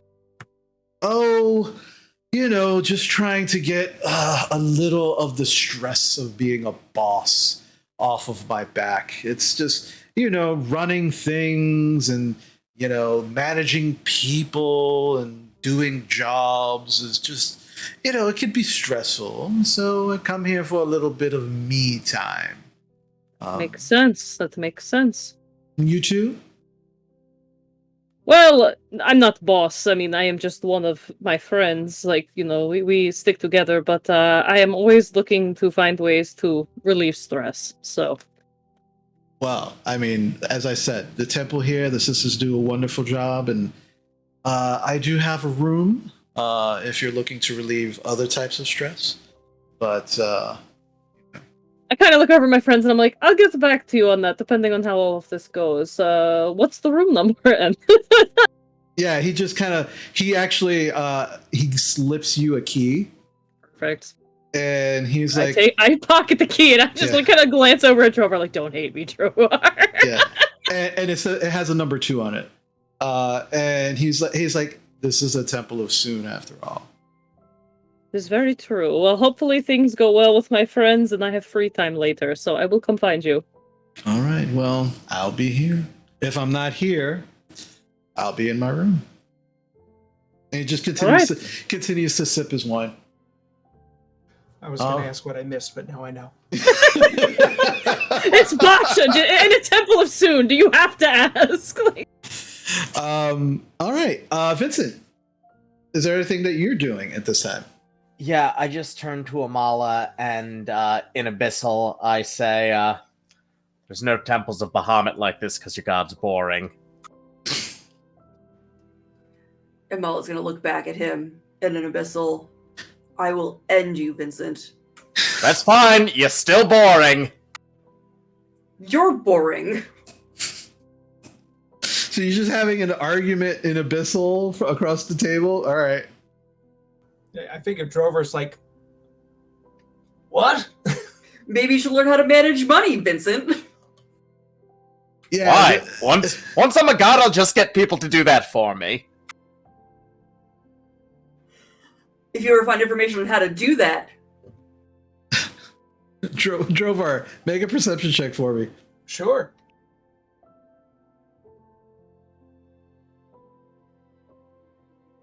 Seven. Okay.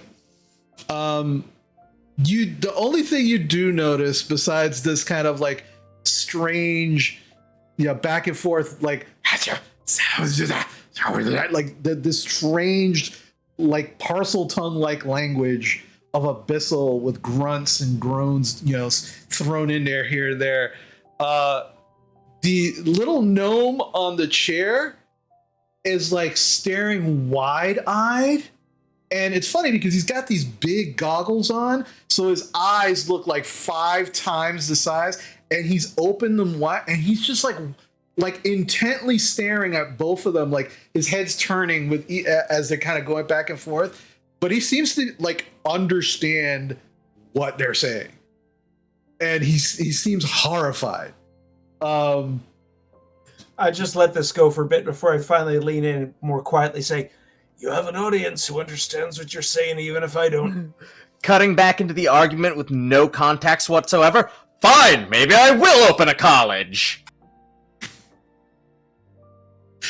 The little gnome now looks very confused, shakes his head, turns around and sits back down. And literally, like, as soon as he just jumps down, disappears. Like, you can't see him.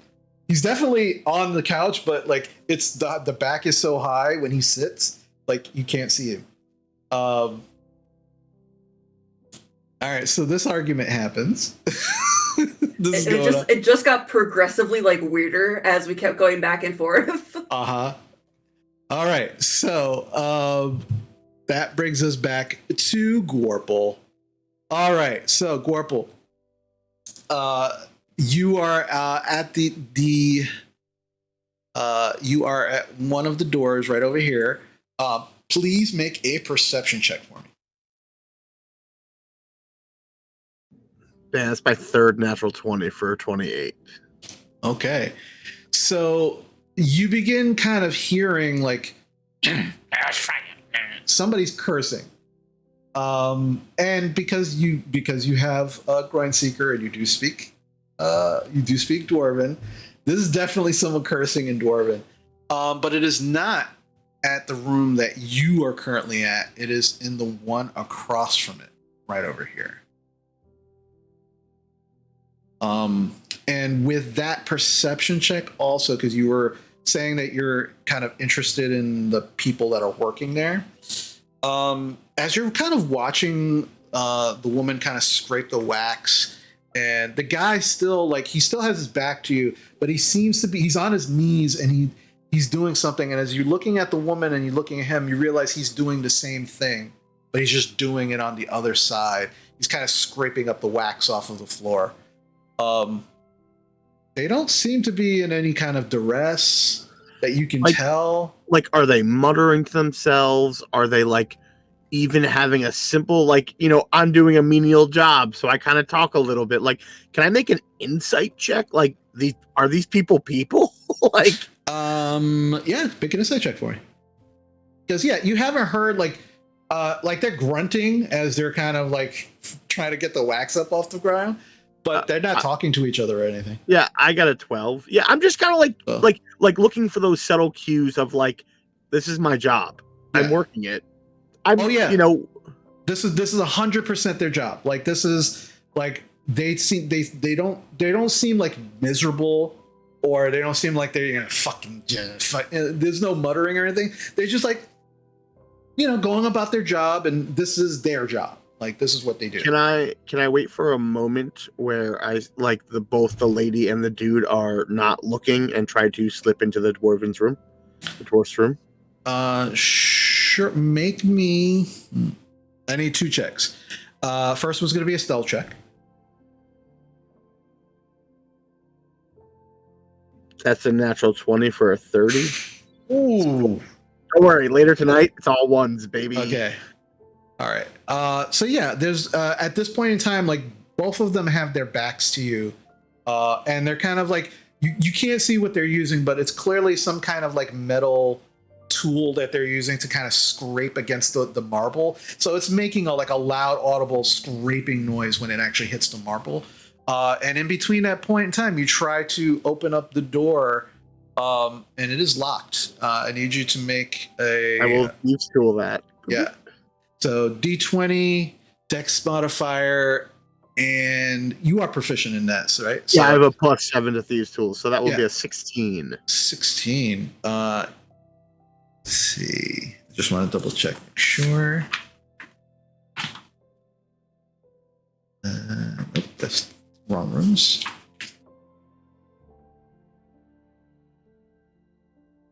As you kind of like get the thieves tools in, and you're like kind of working your way, and it's weird because you're kind of like, you're not on the ground, you're kind of on top above the door, working the lock from above, and you're also trying to keep an eye out, and you're kind of getting the thieves tools in there, and you watch as the guy down the hall begins to get up.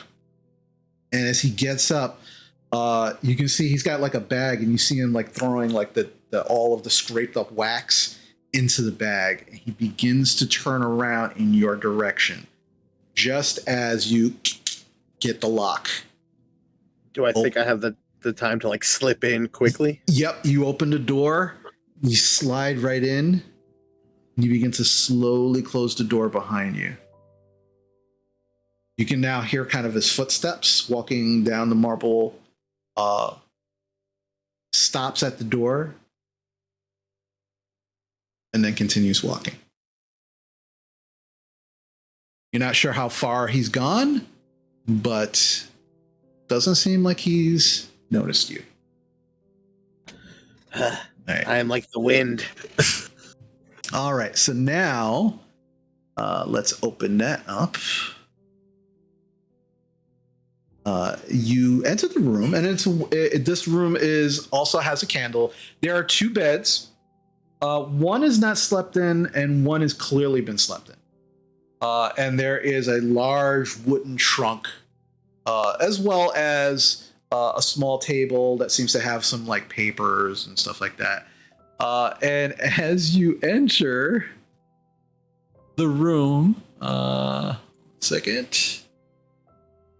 you can see your dwarven friend is kind of hunched over the wooden chest, and he's just fucking dirty fucking peasants talking to me like they're equals. Who the fuck do they think they are?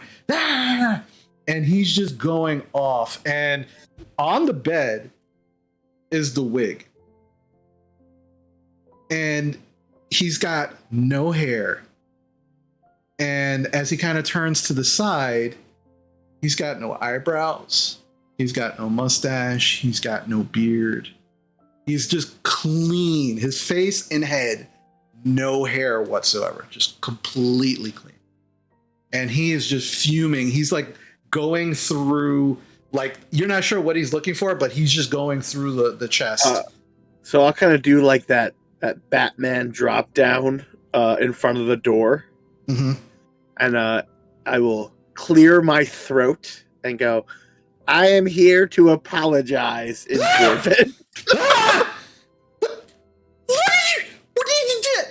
I put a hand up. I go, listen. In Dwarvish, I say, I am not from this continent, and I do not understand the ways of mammalians. I was told this by my friend. And I'll pull out Groin Seeker, and I go, this is a bow of your people that helps me understand. So I've come to apologize. I don't mean you any harm, but I was told I had to apologize to you. And so I am sorry if I cause insult and injury, and I kind of put the bow back into the quiver. Or I put it on my back because I want to be able to speak Dwarfish. And I go, is there a way I can make up for embarrassing you? Make an intimidation check for me, please. Because the minute you pull that bow out, he is not listening to what you're saying. He's just watching too. I'm Kermit the Frog with a bow. How am I scary? Yeah. You can use an inspiration. We have them, Gene. I don't want to be scary. I'm not trying to be scary. I want to fail an intimidation. Okay. Orple's trying to be persuasive, so he doesn't want to be intimidating. He looks. You pull out a bow, and you what? I'm trying to explain these things. I don't listen. It helps me speak Dwarvish, as I kind of say in this perfect Get out voice. of my room! You accept my apology. Get out! That's not a yes. Can I make this up to you? Get out! You look great, by the way. I begin sidling backwards. I think you're overreacting, but that's your feelings to have. I'm gonna go. You want 10 gold, 100 Get gold? out! Okay, bye. Just kind of bye. You look great. Yeah, immediately, the door slams behind you. You hear as the door locks again. In Dwarvish, that didn't stop me before. And I just keep going. As you step out into the hallway, kneeling down right next to the door where there is a candle, you see that male worker is scraping out. He just stops and he just looks at you. Yeah, can you get a load of this guy? I try to apologize and he just starts screaming at me. I don't know what's up with these people. Just smiles and shakes his head and then goes right back to picking up the wax. Yeah, I'll try to make conversation. Be like, how did you get into working here? Kind of looks up, smiles at you. Continues to kind of turns around, goes right back to pulling up the wax. I'm Gorple. What's your name? If you shall get me, I swear. Goes right back. He just kind of it smiles at you, waves you off, and then goes right back to scraping up the wax. I'm gonna get close to him, uncomfortably close, and see if he reacts. He stops. He turns around. He goes.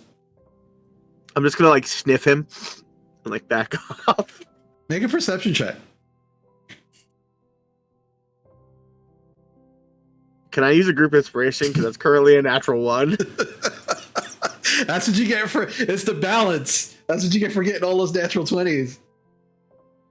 All right, I'll take that 17. Okay. As you kind of sniff him, he's got this weird odor. It's not like BO or anything. It smells like old rotten hay. It's like he's been rolling around in hay, possibly where he's been sleeping. I'm gonna. So I kind of for a moment in my head. I'll back up a little and I'll speak in my head to Groin Seeker. Is this guy weird? I'm getting some weird shit off him. They're all fucking weird. But you know what I haven't seen? It's a fucking orc. Wolf. Well, I'm looking, buddy. And I'm gonna try to close my eyes and see if his physicality matches in blind sight to what I saw. So if he if he fills the same space that I visually confirmed, like in like my kind of like tasting of the air and like distortion. Yeah, you kind of close your eyes and you let your senses go out. And as you do, there isn't a change in the physicality of this person. It's just definitely like the same height, the same width, like definitely seems to be the person that is in front of you. Okay, then that confirms all of my current suspicions. I'm gonna head back to my friends and maybe look for this bathhouse because I like water. Okay. All right. So you've broken into somebody's room. I apologized. Successfully apologized. You've successfully apologized, yes. And you make your way back to the lounge area with your friends. As all of this is going on, is there anything else that anybody wants to do in the lounge currently? No? Okay. So as you're sitting in the lounge, you can see there's still the two individuals, the two workers. They're kind of sweeping up. One of them is just clearing off the tables. One is taking the gnomes. It looks like a cup, not only a cup, but like a plate and some food that they had. Against taking that, bringing it over to the bar. And there's still that half elf that she's kind of like in plate armor. Like a breastplate with some chainmail. She's just kind of sitting there. She's been watching all of you with like a little smirk on her face the whole time. It has not said anything to anybody. I want to sidle up to Vincent and Basha. Okay. I go, all right. Do any of you your like witchery abilities? Do you know like read people's minds? Oh, I'm getting like. So I talked to some of the workers and they just like shrugged at me. They didn't even like say anything. It was weird. And also I apologized. So that went well. Oh, good. I licked my eyes. Really? I mean, at least from my end. I have no such abilities. I apologize. You don't have to apologize. I don't know what. Magic's scary, and that's why I figured Bosch is constantly reading our minds. Oh, if I was, don't you think I would be better at stopping you from making fool of yourself? Nope. I'm only 2 years old. No, 3 now. 3. All right. So as you're having this conversation, you're enjoying what few of you have bought drinks, enjoying those drinks, and again, they are delicious, amazing drinks. And you still now have a lot more of this place to look through, but not just yet, because now we're going to go on break. All right, so some interesting times here. Warple making friends. Making friends and influencing people. Yes. I thought we'd come so far from I'll teach you to kill a man, but he's like, it's still Gorple, you know? Yeah. I mean, I would teach him to kill a man if he asked. That would have been a great apology. and John, without even saying anything, didn't have to. I couldn't resist. I just young Frankenstein. I was like, yeah, you knew. Young Frankenstein reference right out the bat. Just made me laugh so hard. We're gonna take a break. We'll be back momentarily to see what other hijinks this group will get into as they meet some of the interesting people who are here and possibly meet the other sisters. We'll be back soon.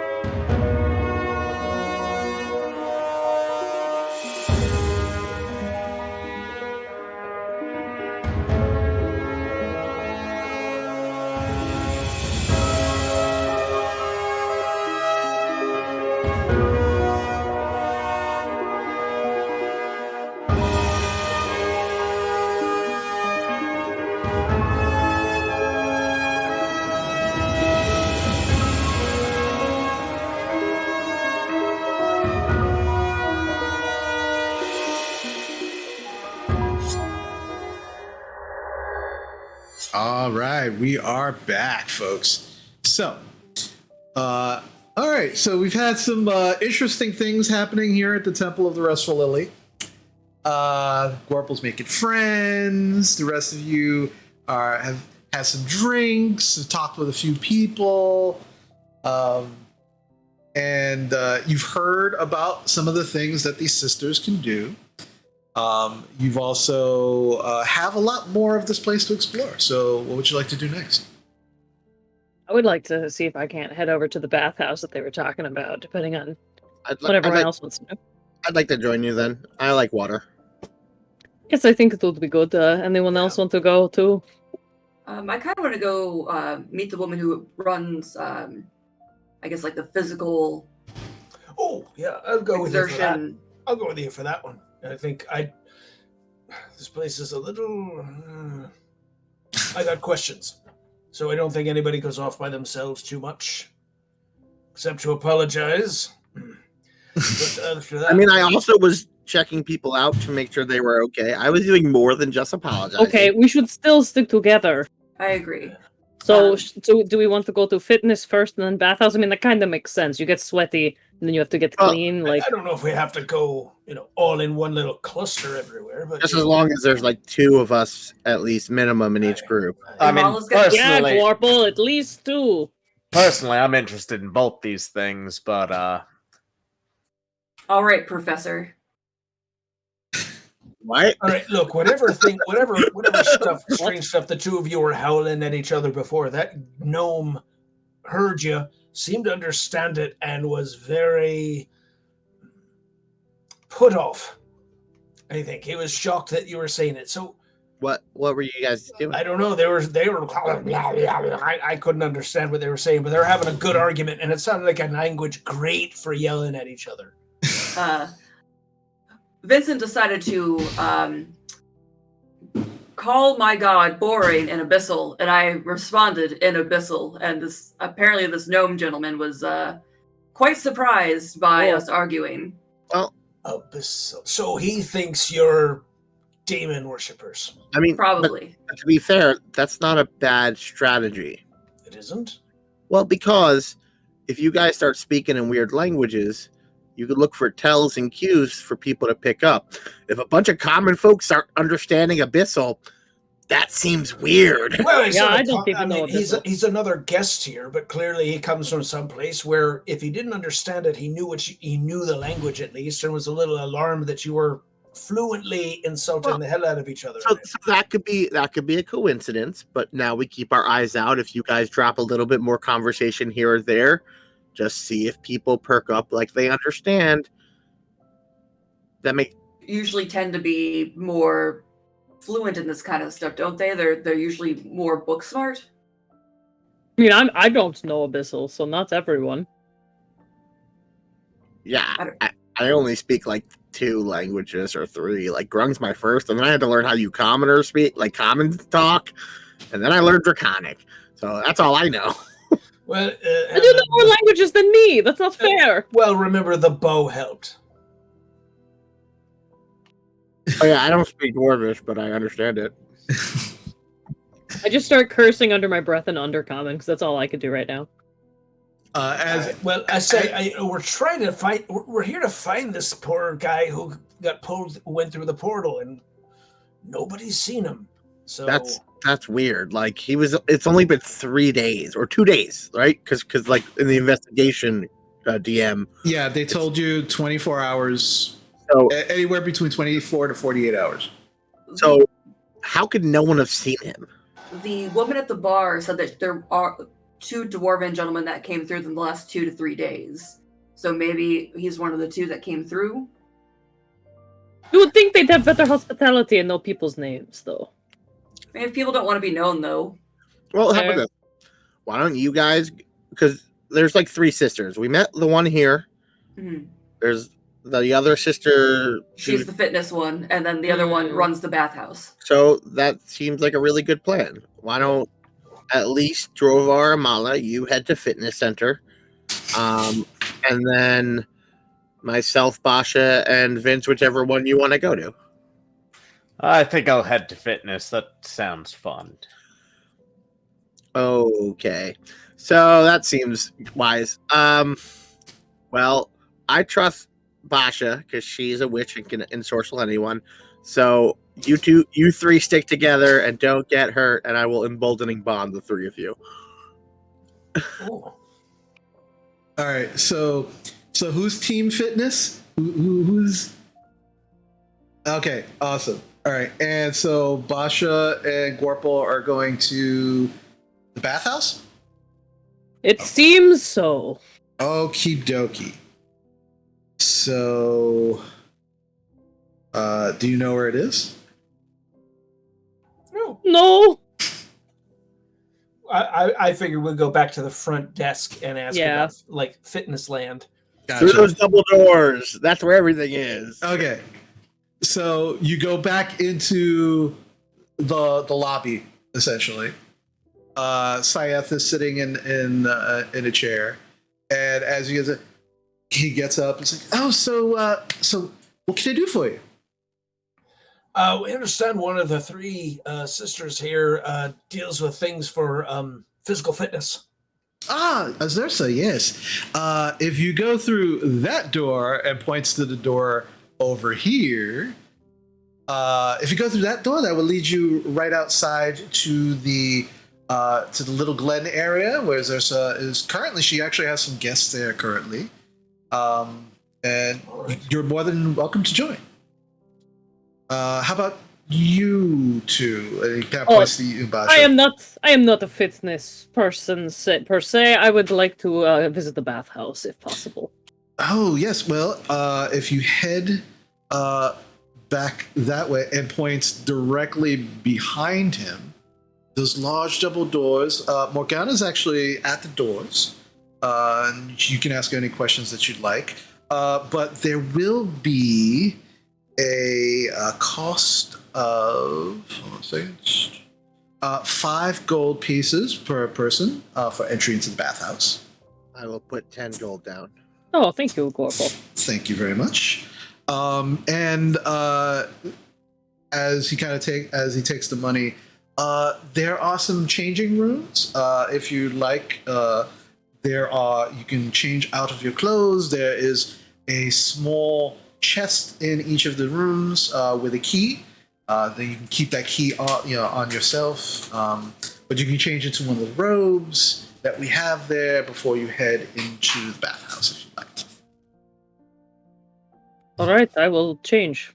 All right. And yeah, right as you're kind of walking, you can see there are 10 changing rooms. They have curtains. And as you kind of open the curtain, you can see it's not a big space, but there are candles. It's well lit in there. There is a small stool. There is a shelf that has towels and a bathrobe, a very fluffy bathrobe. And underneath that shelf is a small chest, and there is a key hanging off of the actual chest itself with like a piece of twine. And you are able to store any of your belongings in there if you'd like. I'm going to keep my spellbook strapped underneath my robe just in case. I'm not going to take that. I'm not going to leave that behind, but I will leave all my other stuff. Okay. I'm gonna pull Groin Seeker out and be like, I'm gonna go swimming in a pond or something. Oh, okay. Wait, what does this have to do with your No, why I'm you talking to my bow. Hold on. Never mind. Sorry, I gotta do it in my head. Okay. Think it. Okay. I'm gonna leave you in this room, and I want you to keep an eye out for anything suspicious, because we're trying to find another dwarf here, and there might be an orc or something. But I kind of want to see if people come looking through our stuff. And I figured you could always warn me if someone approaches. If that's amenable. Wait. All right, so back up a little bit. I wanna make sure I got this right. So you have a powerful bow that can kill anybody, especially orcs, really good. And you want me to be a fucking lookout. I mean, I mean, it's Am better than me. am I getting it right? Like that's what you're saying. You just I mean- want me to be a lookout. I mean, I want to shoot people with you, but the problem is I don't know who to shoot yet. And so I figured with your keen senses, you might be able to help me figure out who to shoot. You are, oh boy, you're on thin ice right now. Fine. There could be an orc, and you could tell me, and we can shoot him. If there was an orc, I would know. Do you sense any then? No. This place is pretty big. Get looking for orcs. I will watch your shit. Okay, thank you. And I'll tuck the bow, like leaning against the wall with the quiver and lock it all up. And I'll just robe, but I just have these huge fucking gauntlets on. Okay. I'm like, Fair enough. Yeah, and you're able with the twine, you're able to kind of either put it around your neck or wrap it around your wrist, whichever is like easiest for you.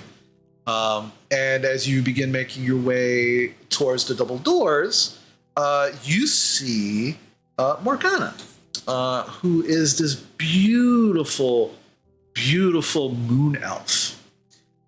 Very, very kind of like bluish pale skin, jet black hair going all the way down. She's kind of sitting on a chair.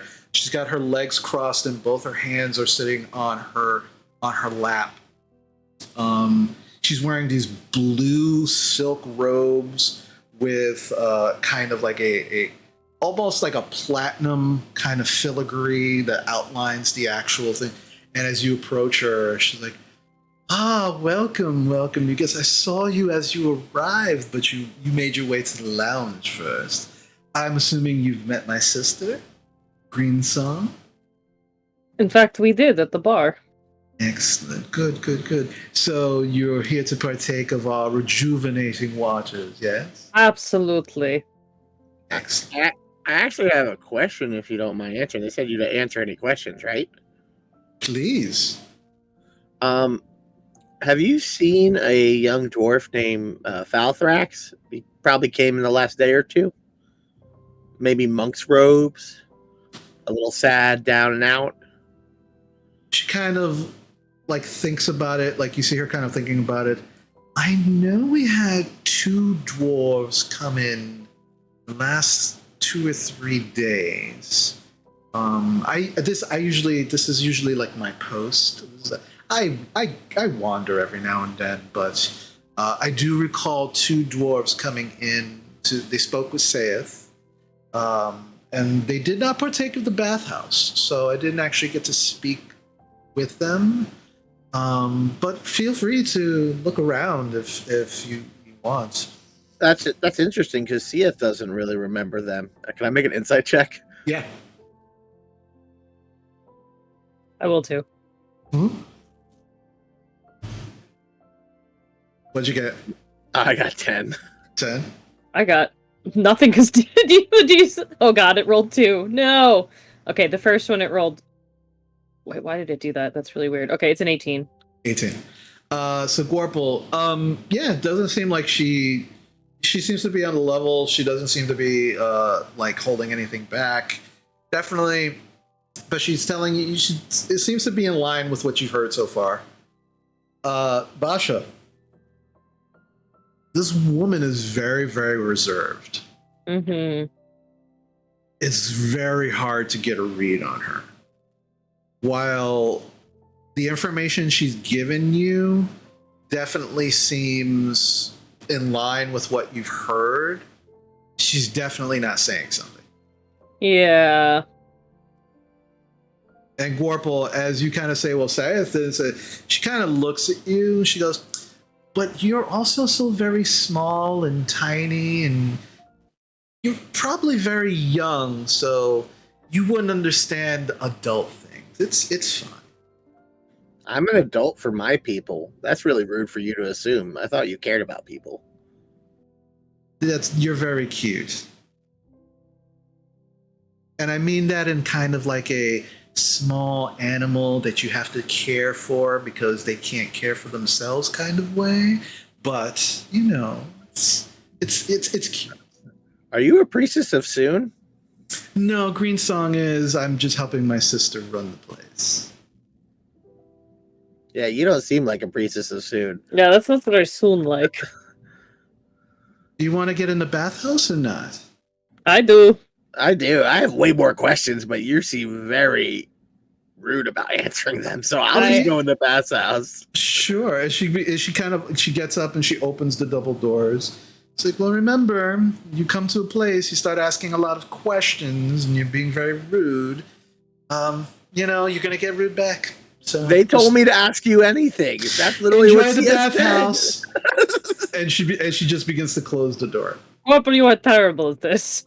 No, it just tells me that they're hiding something. I mean, no, I can tell that, but you don't have to be so obvious about it. You're gonna get us kicked out before we find out anything. So as you enter the bathhouse, and you can put yourselves in the bathhouse now, you see this large, like, marble area. You can see that there are 6 stone benches that kind of line the sides and near the doors. One of the benches already has what seems like towels of other individuals. You see 2 halflings, male and female halfling, who are just kind of sitting at the edge of this water pool. And they have they're kind of like they have their feet in, they're kind of kicking their feet. They're both holding hands with each other.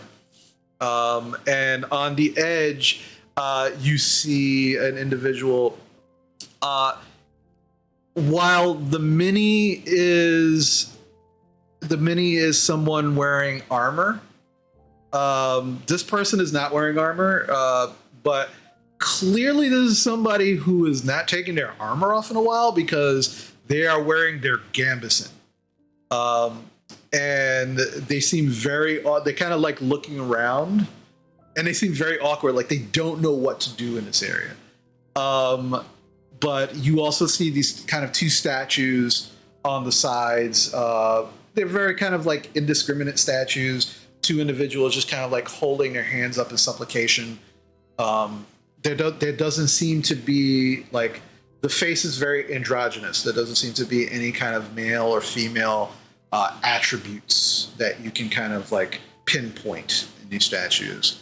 But it's a little humid in this room. There's 4 picturesque windows, stained glass windows on the opposite side.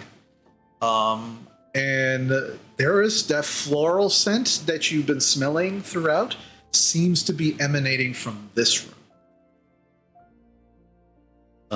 And so as you kind of walk in and you see this, what would you 2 like to do?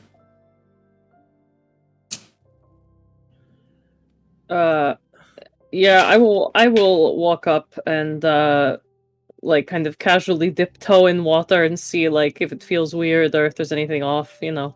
Okay. As you get closer, you look. The pool itself looks to be maybe about 10 feet deep. And there is slightly, like, very, very, almost imperceptibly, but as you stare at the water, you can see, like, it looks like a little bit of, like, steam rising. But before it even gets, like, halfway into the air, it just kind of dissipates. Just very, very low-hanging steam. I leap 25 feet into the pool and swim all the way to the bottom. Okay. You leap into the pool. As you leap into the pool, this water is tingly against your skin. And not in a bad way. It feels refreshing. And you get this kind of like feeling of warmth over your body. And it feels nice. So like Gorple's like now newly kind of extended feet and hands that have like the webbing super thick. I begin like speed swimming, and I seem to have about a swim speed of 30 as I just swimming through this bath. The 2 halflings immediately pull their feet out of the water.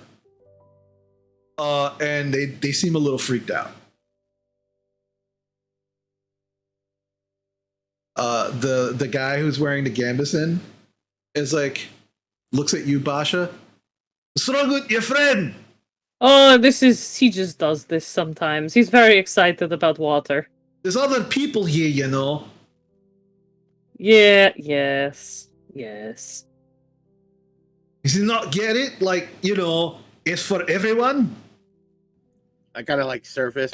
Oh my god, this place is amazing. Everyone should be Yes. swimming. Yeah, some people just want to relax though, Gorple, not necessarily like swim like that.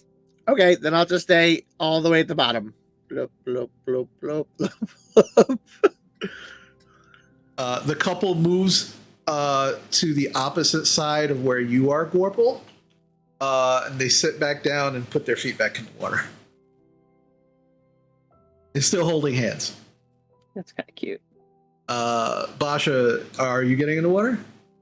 Yeah, I'm gonna get in the water. I'm gonna go in like to where I can sit comfortably. I'm not gonna like completely immerse myself yet, but Okay. So yeah, you sit on the edge. You begin to put your feet in the water, and you can feel the water begin to kind of like it's strange. It begins to kind of tingle against your skin, but it's almost like it feels like a fizzing, almost like the water is carbonated. But you see no bubbles. You don't see anything. But it feels really nice. After a little bit, I will actually fully submerge, at least for a minute, and then come back up. Okay. As you submerge yourself, it seems, and Gorple, you notice this as you swam to the bottom, that this large room has actually been built around this water, because as you actually get to the bottom, you can actually see natural rock and moss, and just like little like water plants growing just from the bottom. I'm gonna kind of like search around here. I'm looking for any clues or things that are off, and I figured like no one goes at the bottom of a pool and can hold their breath or breathe water. So I'm just gonna kind of stay down here and like look around. Like I'm seeing if like anything shiny catches my eye. Yeah, I'm just trying to figure things out. Okay. Make an Arcana check for me, please. Natural one. Magic's weird. Yeah, this is all weird. You don't recognize these plants either. Like you're familiar with lots of different looking plants coming from Chult and you know, with all your travels as a bounty hunter. These plants look weird. Like not bad weird. You just don't recognize them, and you've seen lots of different types of plants. Are there any fish in this water? Nope. Not a one. Basha, Yes. you can make an Arcana check for me also. Nice. Oh, that's a 14. That's disappointing. 14. Does anyone... Should I use a group inspiration? Does anyone care? Do we have extra? I don't know how many we got. I will tell you that. So 1, 2, 3. You have 3 group inspirations. I'll save it in case we end up in combat. Well, yeah, I'll save it in case we end up in combat. That's fine. Okay. So you said 14? Yeah. Okay. As you're just kind of like sitting there and you're just watching Gorple kind of like look around under the water, you're trying to understand why this feeling from the water. What is it? It's clearly magical in nature. And you're wondering, the first thought you have is, are there any enchantments, you know, on the water, in the room? And you begin kind of looking around, and you don't see any markings or anything that resembles enchantments. And you kind of cup the water in your hands, and you kind of lift it out of the pool. And as you lift it out of the pool, the tingling goes away. And you just kind of, and you release it back into the water, the water in your hands back into the pool. Doesn't seem to make any change. And clearly the water itself, for some reason, seems magical in nature. Well, they did say this water was restorative, so Yeah, I'll kind of like sidle up to Basha slowly, not to like disturb the water around her. yes, they say the water's restorative, so I guess that's why it's bubbly and strange like this. Yeah, I've never seen any of these plants that are at the bottom. It seems like it's natural. Like this room is built around this pool. Yeah, it's strange. The halfling couple is just kind of like watching both of you, like side eyeing you, but not like just more like they seem a little freaked out by Warple and his display. But yeah, they're just kind of watching. But the husband, the man, also seems to be also looking at the stranger in the gambeson, who is now still in the gambeson, but has just put his feet in the water. Like he's just kind of sitting at the edge of the pool, putting his feet in the water. They seem a little nervous. Basha, maybe you should work your magic and like talk to those people because you know how people work. Okay, I will talk to them. I will casually like get up and like kind of like do like a stretch thing and like kind of like go over that way. I'll just kind of like gently tap the back. I'm gonna cast guidance on you. Nice. Okay. All right. Wow. So yeah, like how are you doing? Oh God. Okay. Sorry. Sorry. Just What on earth? wasn't expecting that. Sorry.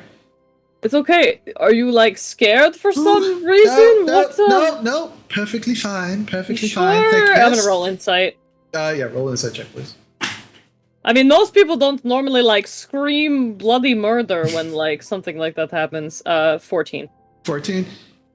They seem a little nervous. You're not sure why, but they were not expecting somebody to just kind of walk up to them and start talking to them. I got a 19 because I'm gonna stay within the area to overhear so I can like signal to Basha like, and in case. Okay. And the husband's like, no, you have to forgive my wife. We're one of the reasons we're here. We live very stressful lives. And we've been kind of on edge lately, and just we've heard wonderful things about the waters here, and so we're kind of hoping that it kind of soothes us and have they been helping? us. A little. We just weren't expecting, a new person to just come right over out of the blue and say hi. I'm sorry. Oh, well, my name's Basha Bars, and I am wizard from Neverwinter. It's a pleasure to meet you. They both look at each other very, very quick, and I'm Ellie. And the man goes, I'm Yesla. Nice to meet you, Basha. Nice to meet you too. Yes, very, very nice to meet you. We're gonna go over there now. Come, dear. And they get up. They both get up, and they move to the far corner over here. This is weird. Still holding hands. And they sit down all the whole time eyeing you. And they just kind of put their feet back in the water, and you just see the man. He has her hand, and he's just kind of like rubbing it. He's like, "It's okay. It's okay. It's okay." All right, there's something weird going on here. I don't like this. This is not how Temples of Sune work. I was expecting a lot more sweat, but in your kind of way. What is that supposed to mean? Like how you Okay. smelled after you interacted All with right. that young monk. You know what? Never mind. You know what? We don't have to talk about that. It's fine. Yeah, it's just not my experience with Sune temples. Like, kind of, but something's just off here. I don't. Maybe like there's like something magical going on here. Like, can you sense anything? Yeah, let me try. I don't know. I'm going to cast Detect Magic, and I'm not going to bother to... Well, you know what? I will take the 10 minutes, because I want to relax in the water for a little bit. I'll waste the time. It's fine. Okay.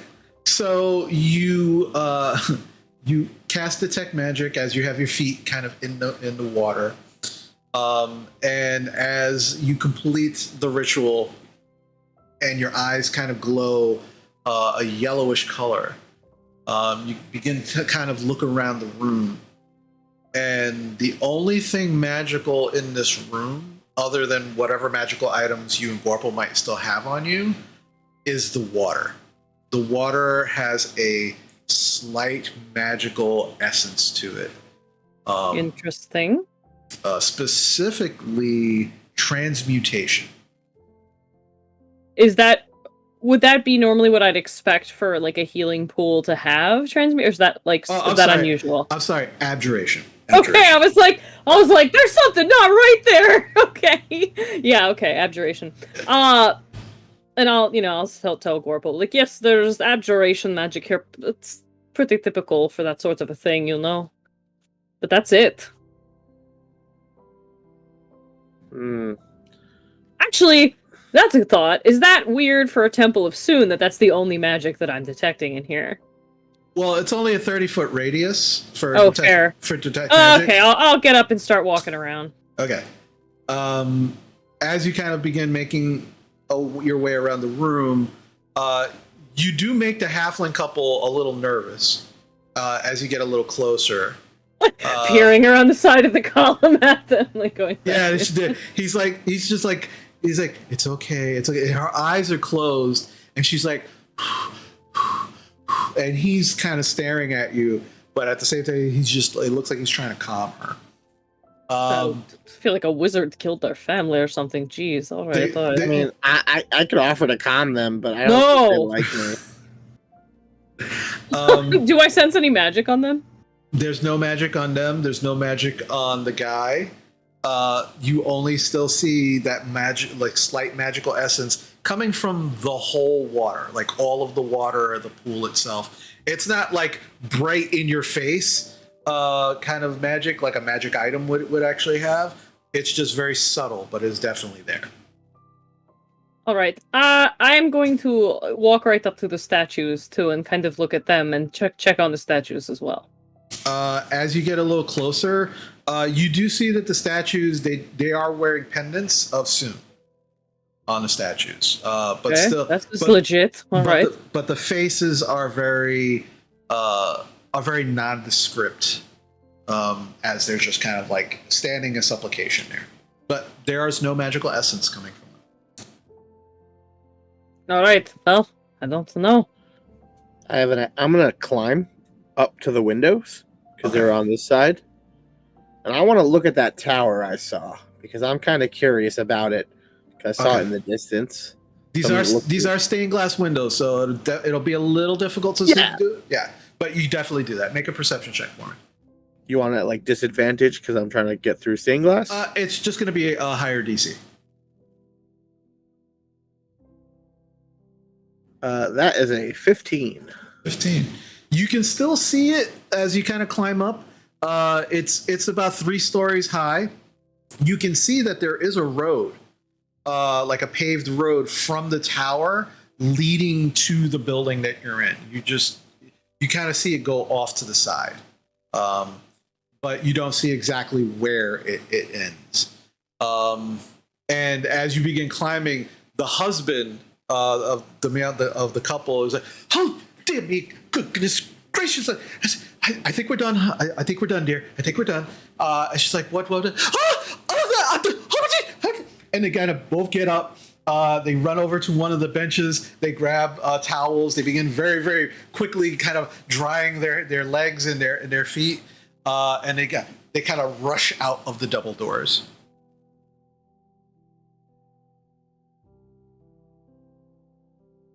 But that's what you see. Yeah, they're like either like somebody like I don't know. They're either like really anxious or like something is weird. Yeah, they're really, really anxious people. I just don't understand. It doesn't make any sense. I'm saying this to Gorple. It doesn't make any sense because if they're coming to Temple of Sune to like relax and feel better, like usually people do, they don't stay that high strung for long. So something's off. Well, remember that book? Like, it looked for people who were down and out. Hey, and I kind of like, I'll sidle over to that other guy who's just strangely sitting there in his gambeson. Yeah. Why aren't you just getting in and wearing your gambeson, buddy? You know, And I'm like, I'm fully naked Yeah. because I'm a frog, so I'm like, I don't understand. all right. First off, clearly you've got no manners. All right, you don't know how people work. Like, I'm not trying to insult you, but this is kind of a fact for you, right? I mean, yeah, this is like my second year interacting with people. Oh, I'm sorry. Hi, my name is Gorple. It's a pleasure to meet you. Okay, that was very rehearsed. Good job. My name is Rex. It's okay to meet you. To answer your first question. I was ordered to come here because I don't know how to turn it off, according to my superior officer.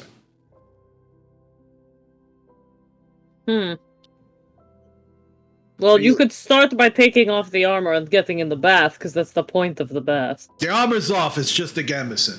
I mean, you could take... Okay, that's fair. Not taking the gambeson off. I could be attacked at any time. I think I that kind of look over to my robe where I know my spellbook is hidden underneath the robe on the floor, and I'm like, yeah, okay, I could see that. All right, that's fair. that's not a bad idea. Do you need help relaxing? I am here under orders. I'm very bored. If you want to get into a fight, I will oblige you, but I don't want to hurt you because you said you've only been interacting with people for 2 years. So if you have something exciting to do, I want to fucking do it. I hate this bathhouse. Well, wait, we should go check out the fitness section then. I was going to say that No! And you just watch it like, no! So, my people, and I kind of gesture, obviously I'm not familiar and I don't have good manners because I don't really understand how people work because I've only been to like 2 cities. I secrete a psychedelic hallucinatory poison. And so I have been known to be known by my best friend as the original party frog. 5 feet there, buddy. Okay, I was going to say you could touch me or lick me and you would get high as hell, and that might help you relax. No, see, then I wouldn't have my wits about me. And I need that in case I get attacked. That seems counterproductive to your orders then. No, my orders were specifically to come here to learn how to turn it off. I came here. I've not learned how to turn it off yet, so I'm here until I do. Yeah, Bosch is muttering to herself like, this is not a Temple of Sune. Something's wrong here. This would not happen. This would not happen. Like, gesturing at this guy to the side. I mean, I offered you a way to turn it off. Yeah, but that would I can tell you how, but we're not having that conversation right now. But that would impair my wits. I need my wits. I'd like to turn it off with my wits. Okay, well, Rex, apparently we got off at the wrong foot at the beginning, but I actually might need your help because you are a man who's been keeping your wits. We're looking for someone who's come here in the past 2 or 3 days, and everyone keeps saying they haven't seen him, and that's really weird. An investigation. Continue. So we are looking for a dwarf named Falthrax. He is a monk of the Candlekeep library, and he was depressed. And he came here within 48 hours, yet everyone we asked is either denied his seeing or like misled us to somewhere else. And so we're looking for this guy because he's been missing for 2 days. And it's kind of put a halt to a lot of research we're doing. So maybe how long have you been here, Rex? 3 days. So maybe you've seen this dwarf. He's young, monkish, I would imagine, depressed. He came within the last 48 hours. He might have been having a lot of books with him, maybe, or like books. Make a persuasion check with advantage, Corporal.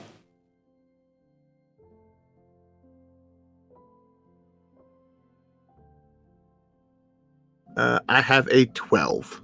Well, kind of like looks around conspiratorially. Inspiration. I've seen 2 dwarves. One of them, bad hairpiece. We met him. Not I already him. apologized. The other one, blonde, long beard, purple robes. Does Purple Robes as educator? Purple. You've seen like a million people who work at Candlekeep wearing purple robes. That sounds like our guy. I haven't seen him in at least a day. I do recall when he came in. Why do you recall that? Well, I was just looking around. Oh, I wasn't sure if it was like notable for some reason. That's why. No. It wasn't notable by any means. It was just. I was like, I was there. He was there. I was like, there's a dwarf. But yeah, I saw him in the lounge. He seemed to be getting a pedicure. Balthrax in the lounge with the pedicure. Go on, sorry. Right. I don't remember the guy's name. It's a drow male who gives them. He's a masseuse, but also does the pedicures, and the haircuts, and such. I haven't partaken in his particular brand of feel good, but he was giving this dwarf a pedicure. And then I went to do the exercise, which was a big mistake. And then I haven't seen him since. But that was about a day ago. All right. Well, Rex, I appreciate that. We're still looking, but that at least gives us someone to start talking to. But you said you saw him in the lounge. Did he like order a drink or anything? Not that I saw. He was like in the back corner at one of the pedicure tables, getting his, I guess, his nasty feet done or something. I don't know. I mean, I've seen Drovar's feet. Okay, that makes sense. Nobody's. Wow. With all the marching that I've done, nobody's touching these feet. I don't want to do that to people. Well then, we should move on. Corporal. I kind of like. I look really reluctantly like, but I want to spend a whole hour in here. All Okay. right. No. We have an investigation to do. I keep like I keep looking over at the robe pocket where there's a certain key in my robe pocket. Like, if we finish this, all right, we're going. Let's go. Let's wrap this up. So as you begin leaving, Rex kind of gets up really quickly out of the water, like very quickly, and he just kind of turns to both of you and says, "If there's a fight, call me." Okay, we will. Where are you going to be at, buddy? Yeah, you gonna be here? He looks around for a minute. I think I'm done with the bathhouse. Might have a drink at the lounge. Okay. Sounds good. Yeah, I'm gonna be in the lounge. Yeah, we'll call you. All right. And he kind of goes over to the bench with his towel and begins kind of drying his feet. Kind of like looks at you, Gorple, and like nods conspiratorially. And you can see he looks happy. Like you just like you just we gave him a purpose. Yeah, you made this guy's day. I register him like, oh, you're a soldier. You're just like I was. You know, we were built for the hunt. Like, I get it. Yeah. All right. So in the meantime, while this is happening, team exercise. Huh. Yeah. Ready. Yeah, you make your way into this grove. So as you open the door, the first thing you see is as Vincent begins exercising before you get to them. As you walk in, there's an iron fence overgrown with ivy and bushes surrounding this small garden. There is an earthen path that weaves between a scattering of trees, flowers, bushes, and stone benches. Various iron weights, wooden poles, and heavy sacks are strewn about the place. And as you walk in, there are two individuals who are walking towards you. Both of them seem human, and they're like, one's a woman, one's a man, and they just kind of look at you and go, Oh, hey, hi. And it's just like one of the woman's holding her arm. The man's just like holding his back. He's like, yeah, I need a drink. And they both kind of walk past you. Clearly on the way to lunch. Drovar. Like, Drovar, we're gonna have so much fun here. All right. So as you walk in, you see sitting in the corner, kind of chuckling to herself, is a sun elf. She has copper hair, bronze skin. She's wearing long red flowing robes. And as you kind of walk in, she sees you. Welcome, weary travelers. How are you this day? I've not seen you before. You just got here? Just got here. Perfect. I am Azursa, and welcome to my garden. And she just kind of like motions, and there's some nice, pretty flowers like around the edges. And there is this massive tree towards the end. So by the look in your eyes, you're here for either a challenge or to get buff. What's your pleasure? What are you here for? A challenge. Challenge, you say. She looks at you, Amala. Excellent. You have the look of someone who's probably never lost a battle and looking for something to challenge yourself. And a few, but yes. Yeah. And she looks at you, Vincent. You, child, have a sandwich. I don't think I can help you, but I will do my very best. And I'm also here for a challenge. All right. And then she kind of looks at you, Drovar. All right, let's begin our challenge, shall we? I mean, we have... You got it. You have all sorts of weights here. We have bags. We have flour sacks all of different weights. But you all look like you're interested in something a little meaner and heartier. I can do that for you. So, what we can do the tree challenge. I'm listening. She kind of walks over to that massive tree, and sitting at the base of this tree are these two massive iron chains, like really, they're like kind of coiled.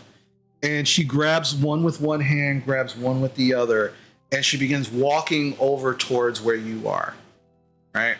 And then she just drops these heavy chains. She walks over. These chains don't seem heavy to her at all. And she just kind of drops these chains on the ground in front of the three of you. So, I love to give people challenges, but given the look of all of you, how about we make this a little interesting? Should any of you actually beat my challenge, I will give you something to go home with. A little magical potion, probably. How's that sound? Is it only the first person to succeed? Whoever succeeds the whole challenge. All right, then. Fair enough. You might be giving out 3 potions then, just warning you. Ooh, sounds like we have some very eager individuals. Let's get started, shall we? All right, the first part of the challenge, squats. All right, so here's how this is going to work. I need the 3 of you to make me a Constitution saving throw. Actually, no, Constitution check for the first round of 10 squats. You said Constitution check. check. Okay, no. Check, yeah. I got a really good roll for my saving throw. Okay. Remember, you guys are emboldened. Hey, I'm gonna use one of those group inspirations. All right. What does the embolden do again? You get a D4 per skill check Okay. per round. So this is happening over multiple times, so you can All right. use it. And as you kind of preparing yourself for these squats, she's like, all right, there's going to be 3 rounds of squats. So remember to pace yourselves. All right. So, Amala, what did you get? 17. Nice. Vincent. Hold on, I'm trying to roll the d4. Okay. 14. 14. Drovar. 16. 16. All right. Yeah. So you begin kind of, all of you keep do the first round of squats. Doesn't seem to be an issue. You kind of blow through them really quickly. And she's like, ooh, yes, I can see this is going to be good. All right. Second round of squats. This time we're going to double them. 20 squats. Go. All right. Another constitution check.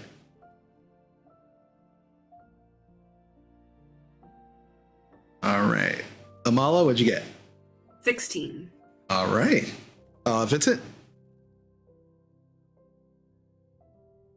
Can't hear you. A nat 20 and a 4 on my d4 for a total of 26. Nice. Nice. All right. And Drovar.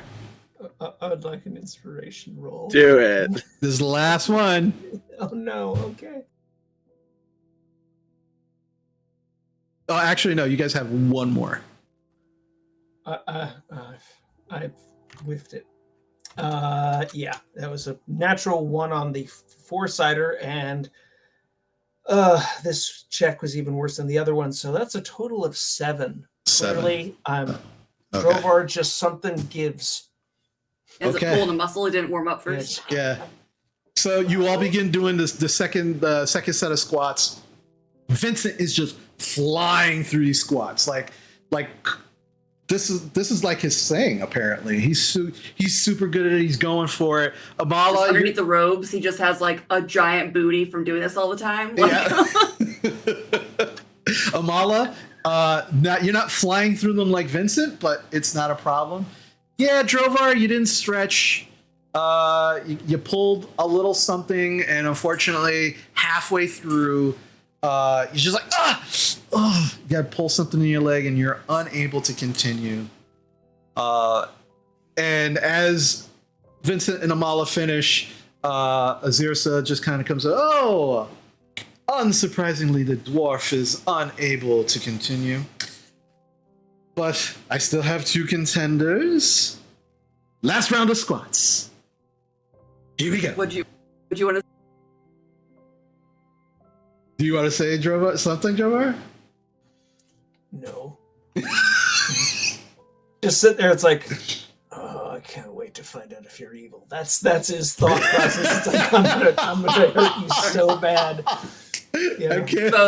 But he doesn't know. Okay.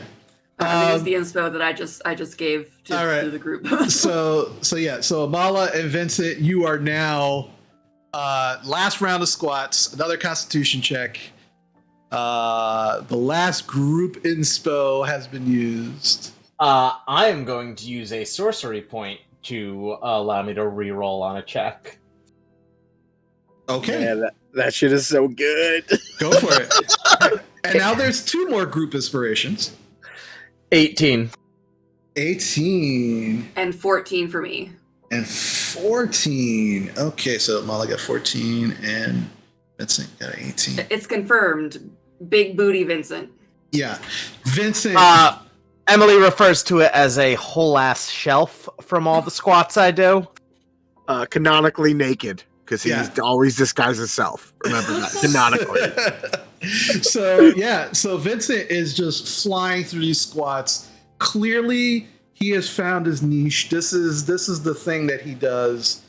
Amala, like, you're watching and you are just blown away.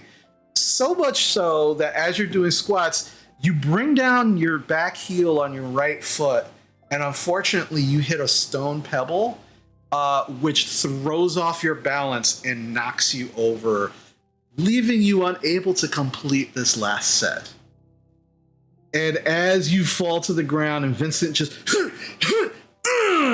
finishes the last squat, Aziris is like, amazing. And she just begins clapping. She's like, amazing. I would have never expected from you, sweetie. You're so thin, but you're so good. Good. But don't get cocky. This is only the first round. Your two friends can watch you as you blow through the rest of these. Next, this is my favorite one, tug of war.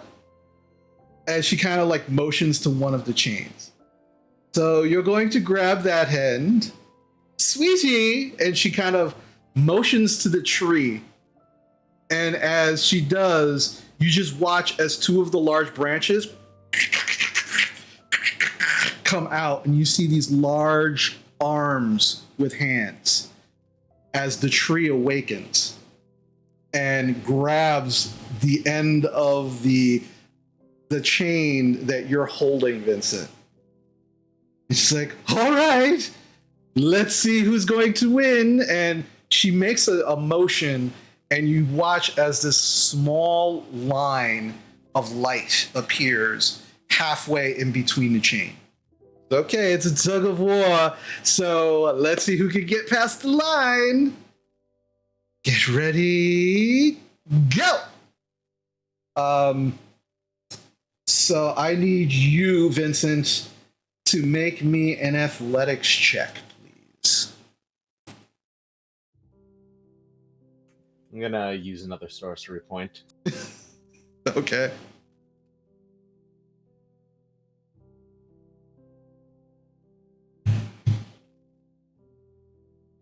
That's gonna be a 21. 21. Okay.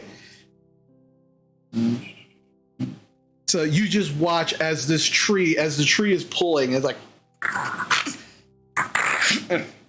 and Vincent is just kind of struggling also, and you can just see the veins bulging in his forearms just as he's beginning to pull, and you watch as this tree begins shifting towards Vincent. I just imagine that when he uses his sorcery point, his shadow kind of becomes like draconic in like nature. And he's just pulling, and as he yanks the chain, you watch as the tree literally falls over. And as it falls over, the very tip of the canopy of this tree falls over the line. And as it falls over the line, Aziris is just standing there, her eyes wide open. Amazing. Can I just say amazing? And she's just like she's slow clapping. All righty. What was in that ale? So. What am I seeing? So here we are, the last one. Here's the last part of my workout. Are you ready for it? And she goes over to the tree, and she yanks the chain that the tree was holding away from, so it's now free of the chain. And she grabs the whole chain and drops it in front of you, Vincent. All right, chain skipping. Are you ready? I suppose so. All right. Whenever you're ready, go. And so now this challenge is you have to grab this, and like a jump rope, you have to jump with this chain. I need you to make an acrobatics check, please. I'm glad I'm not doing this, Drovar, just saying. Jeez. Yeah, I know. And I'm gonna use another sorcery point.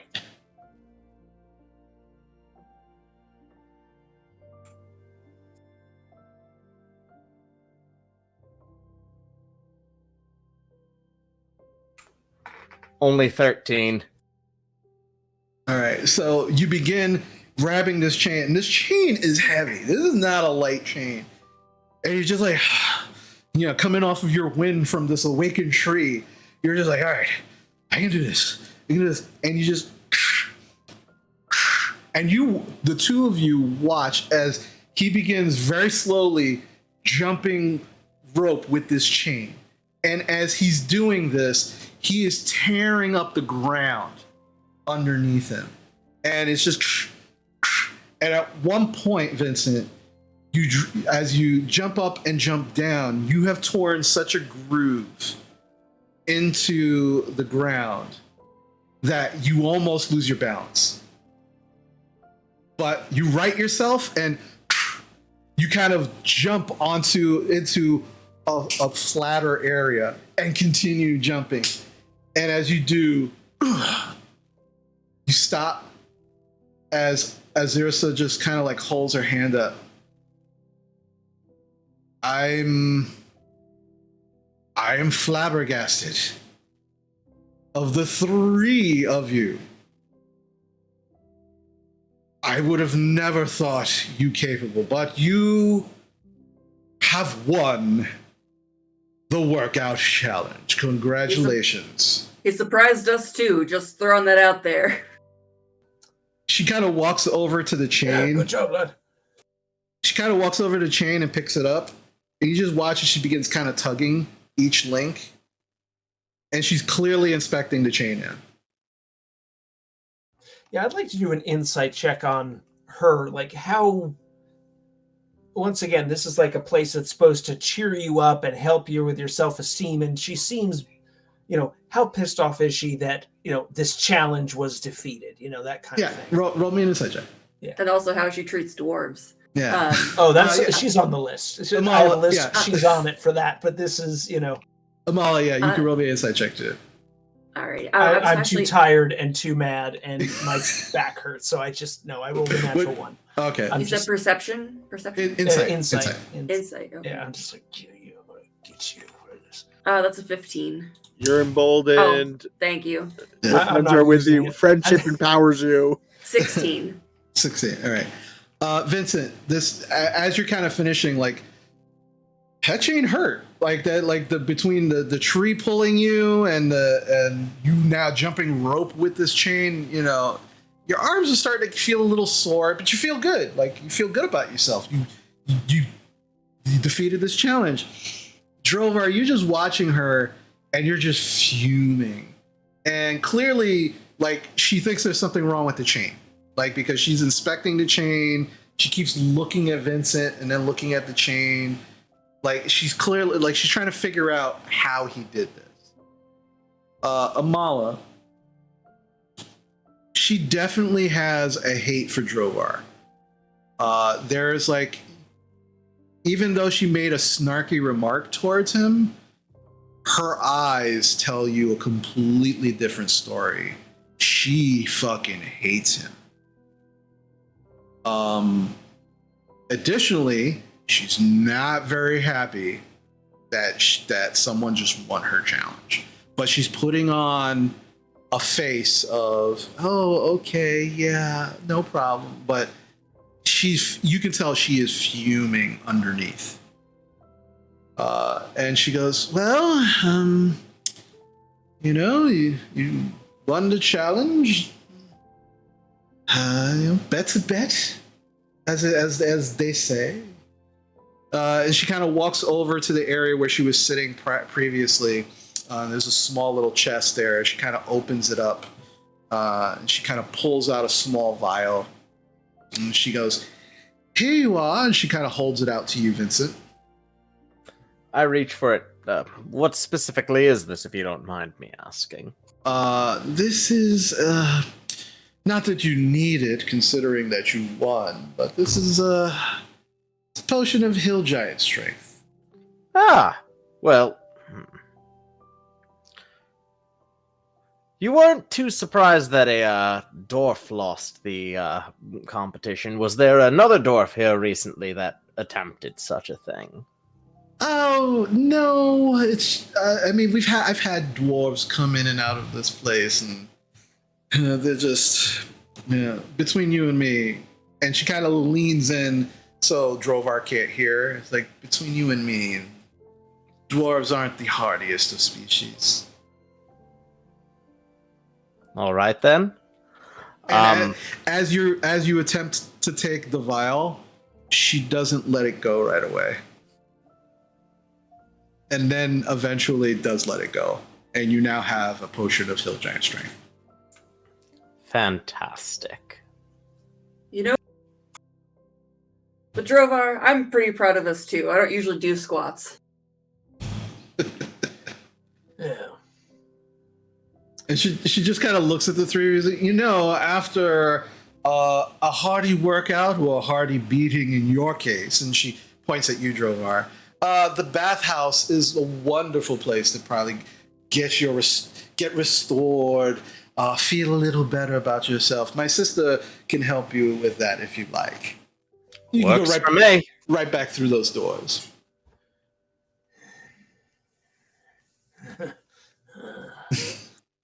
It just gets up slowly.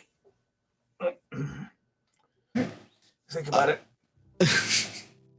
Maul's gonna turn and look at her and be like, just a word. If people are here to come, like, to feel better about themselves, maybe don't treat them like my friend. Have a good day. She looks a little confused at you and doesn't respond. Yeah, Maul is not even like staying around to wait for a response from her. Just like trying to call her out on her bullshit for being super racist and awful.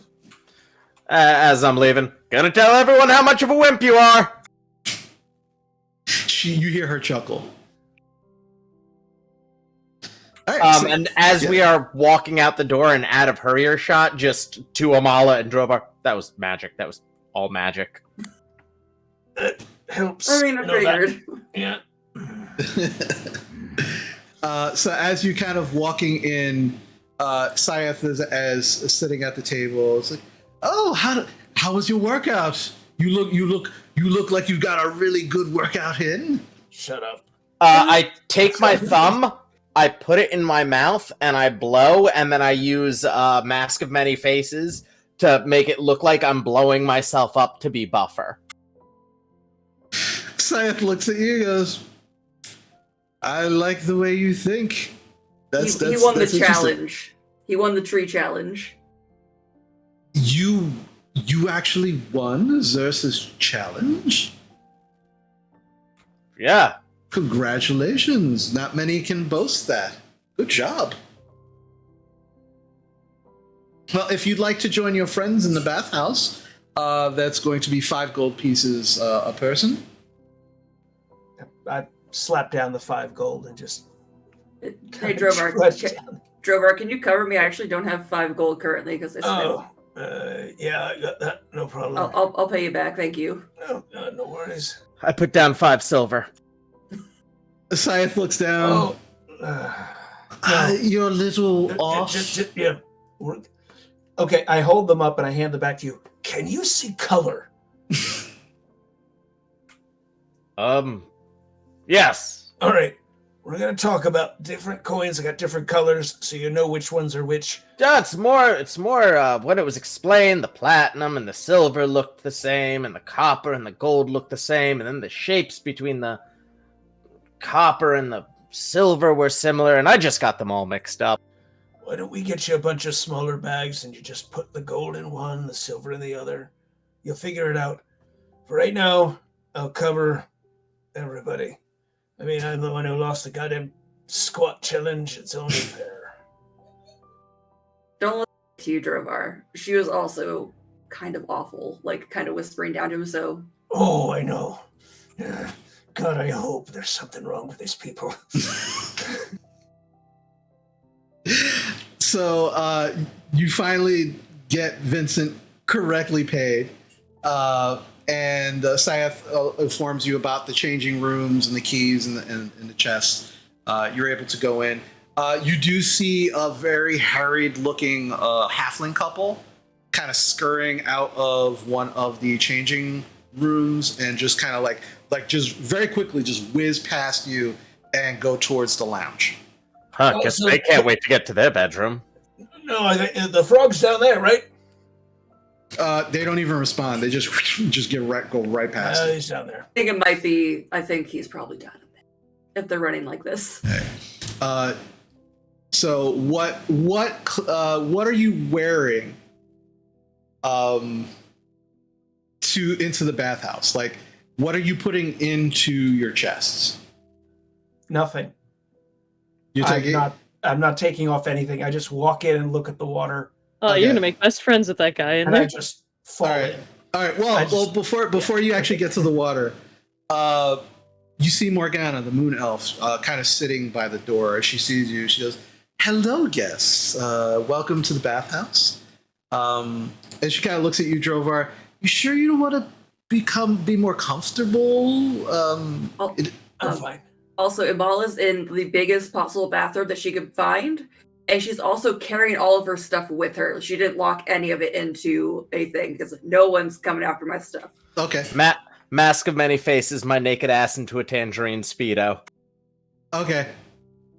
Yes. So she looks at you, Amala, and she goes, "Honey, we have chests. Like your things are safe here. I mean, I'm not going to stop you, but you look a little like carrying everything. You look a little awkward." I will continue to look awkward. Thank you for pointing it out, though. All right. She is awkward. Your friend has the right idea, and she points at Vincent. He's got the right idea. Clothes on. All right. As she just kind of like shakes her head, and as she opens the door, you actually see Basha and Warple walking towards you as if they're getting ready to leave the bathhouse. Oh, hello. I just walk past them up to the water, and I just face plant right into this. What happened? Let's go in and talk. Okay. Guess turning around. All right, so you turn around. I see Drovar has all his stuff, so I go, okay, and I'll go out and I'll grab all my stuff and I'll head in with it, just like in a bundle. Okay. Now that everyone's got their stuff, once Gorple passes me with all his stuff, I'm like, fine. Then I go get mine. And Morgana's just sitting there, and she's just shaking her head. And she's just like, I just kind of look at her and I'm like, Drovar kind of sinks down for a while, and then eventually his beard and everything is just floating around. He's like, and just floats back up. And yeah. Oh, the water feels amazing. Like it is warm. It is tingling against your skin. It's almost like a million little kisses on your body. It is very, very refreshing. Vincent's going to lie on his back and try to float, and then he's just going to snap his fingers, "Ogasan!" and see if anybody comes. Okay. As Amal, are you doing anything? I'm just gonna go up next to Basha and like wait to see if anyone comes from his call before she starts speaking to her about what happened. Okay. About 5 minutes go by, and then you see one of those servants from the lounge come into the bathhouse and make their way right to you, Vincent. Just kind of like on the edge of the bath, just kind of like and bow. And they bow. It's one of the men, and he just kind of bows to you. Are we allowed to have drinks in here? If I give you some coin, can you bring me back something possibly in a fruit shell? He goes into a pouch and he takes out a small piece of parchment and a piece of charcoal, and he looks prepared to write down whatever you're looking for. I come up for air for a second, look at Basha. It's like, I'm breaking the rule. I would like a whiskey. And then he actually begins to like look at the rest of you to see if you have an order. oh, fine. I'll get another Underdark drink. That was good. Writes it down. I eat a single good berry and stare in contempt. All right. When it doesn't look like anybody else has an order, he puts the piece of paper away and then holds out a hand. How much? I put a gold in. I don't know. Imala, my coin purse is over on the edge of the water. Could you just give them however much they want? How much for everything? 1 gold? And he points to the gold piece. Okay, I'd do that. Are you going to pay them, Basha? Yeah, Okay. I just did. All right, takes the gold piece, put it in a pouch, turns around and walks out. Can I do an insight on him to see why he didn't speak to us? Sure. That's a 23. 23. You're not sure? Like, he was silent the moment he walked in. He hasn't said anything. He's definitely responding to all of your inquiries and like without any issues. And now come to think of it, none of the people who have worked here that you've seen so far, you haven't heard them say anything. Like, they clearly respond to people. They're clearly doing their job. They seem to not have any issue doing the work that they're doing. But all of them seem very oddly silent. Yeah. Has anyone else noticed how that no one else speaks besides like? Oh. Yes, I was going to say something You about finally, that. oh, you all noticed finally? I literally Yes. like went within an inch of one of them and they didn't even say anything. They just like shook at me like, huh? So Also, they smell like hay. Hey. Yeah, we should look into this after we're done with our drinks. Oh yeah.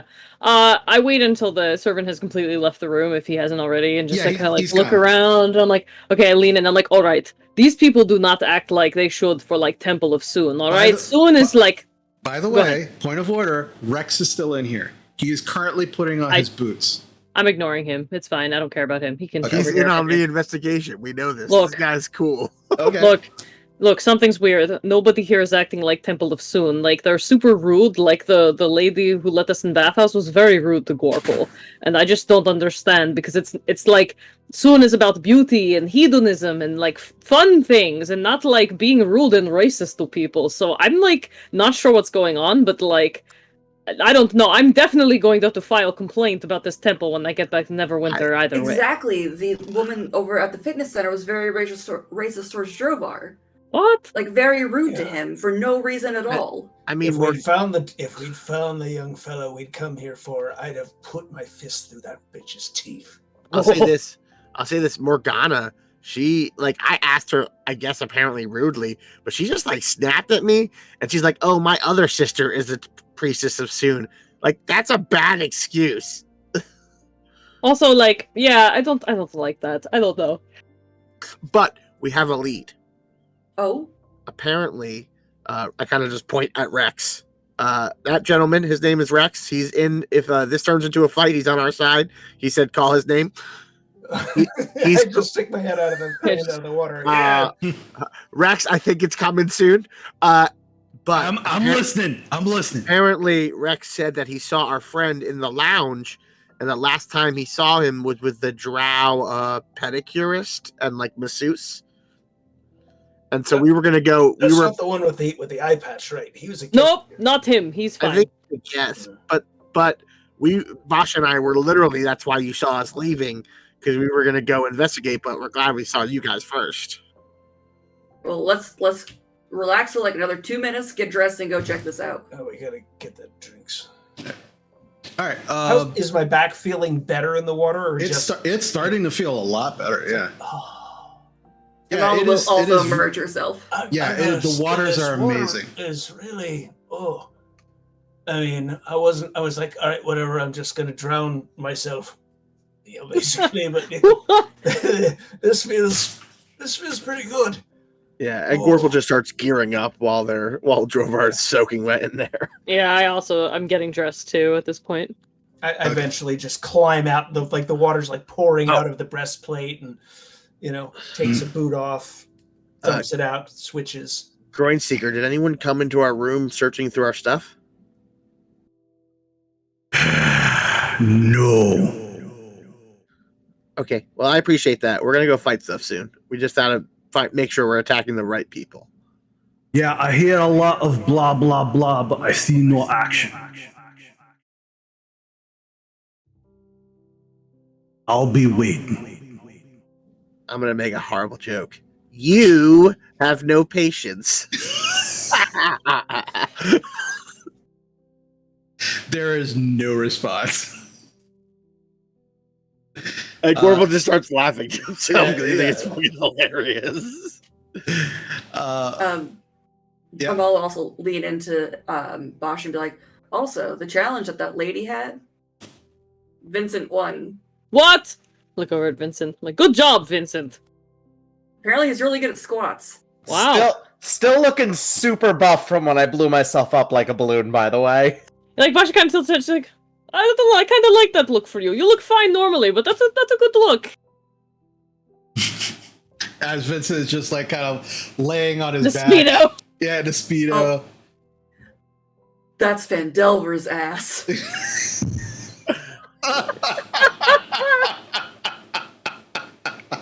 And that's the name of this episode. Yeah. Also, All right. so another thing, and I kind of point to the glass window. Remember that tower I saw outside when we were up here? So it's like stained glass, so it's hard to see through. But there looks like there's a path that leads to that tower. I mean, we weren't told we couldn't go over there, but that might be something of interest after we're done talking with this drow. Yeah, we should do that. Well, let's talk to the drow first, and then sneak over there. And yeah, I don't think anyone. I think pretty much we need to investigate people who speak, because I don't think those things, those people, I don't think they're people. I think they're like. They're not. Okay. I was gonna say they're not things, Gorbel. Yeah. Let's- But they smell like okay. hay and they don't really respond. Also, DM, did I notice them breathing when I was that close to that guy? Yeah, they were breathing. Okay. All right, so we got that other drow with the eye patch. You say he's okay. If he Well, didn't I hear him say something about he's been coming here a couple of times? yes. Has he noticed how rude these fuckers are? Or how weird the servants are that they don't talk? Or is he good? I with could that? go ask him, she says, like reaching for the key in her pocket. Are you But blushing? you won't see me for like an hour or so. You're blushing. And what? No, I'm not. That's just the heat in here. It's hot, very hot water. Nope. You want a mate. I taste the air. Don't get all soon on us here, okay? You know, we're I mean, that's it. We are here in the Temple of Sune. I'm just saying. You know. but don't try to live up to the true ideals of the deity in a place that's clearly been corrupted. Well, the answer Okay. is business first, pleasure later. Where We the know hell the are the rules. Well, how about this? Let's get out of here and head over to the lounge, because he might still be there, and then we can just ask him before he goes back to his room.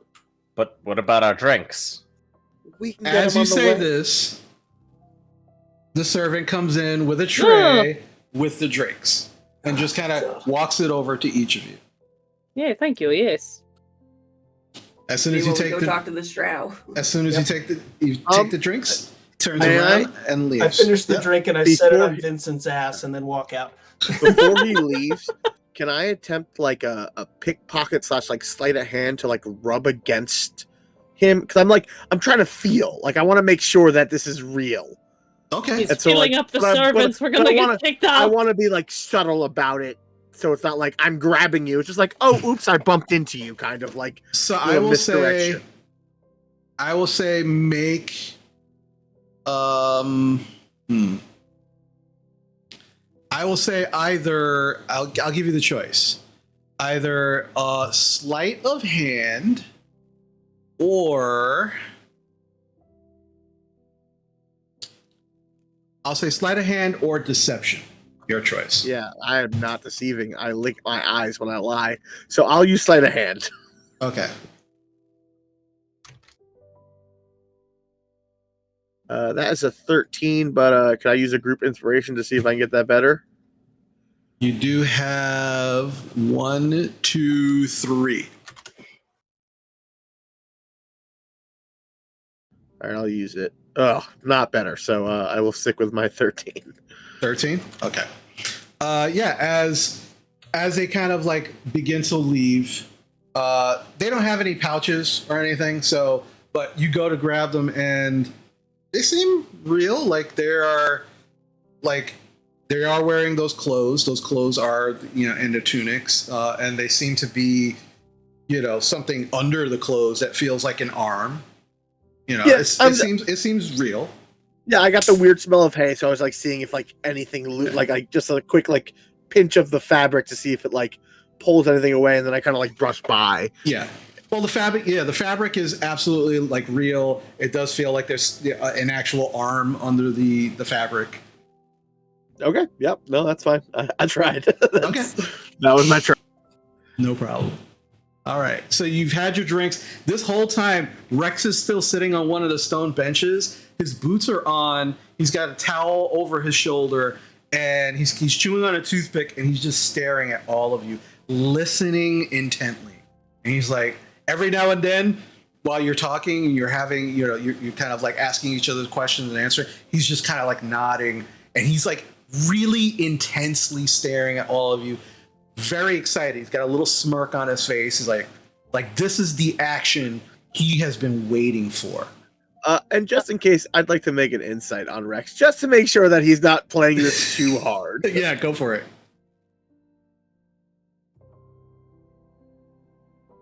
That's a 22. This man hates that he's had to come here. He has been bored out of his fucking skull, and this is exactly the excitement he was looking for. Cool. As I see him kind of like watching us, I'm like, Rex, you should just come with us. No. Something else might happen, and I might have valuable intel for you later. Oh, that's fair. Okay. All right, hold down the bar then. No, I got this place. All right. Gorple, with that 22 insight, this man has a screw loose. He seems a little too excited for this, and you're getting the impression that he will 100% help you. You don't know what form that help is going to take, or if it will actually be helpful. We should hurry up. It's all I say.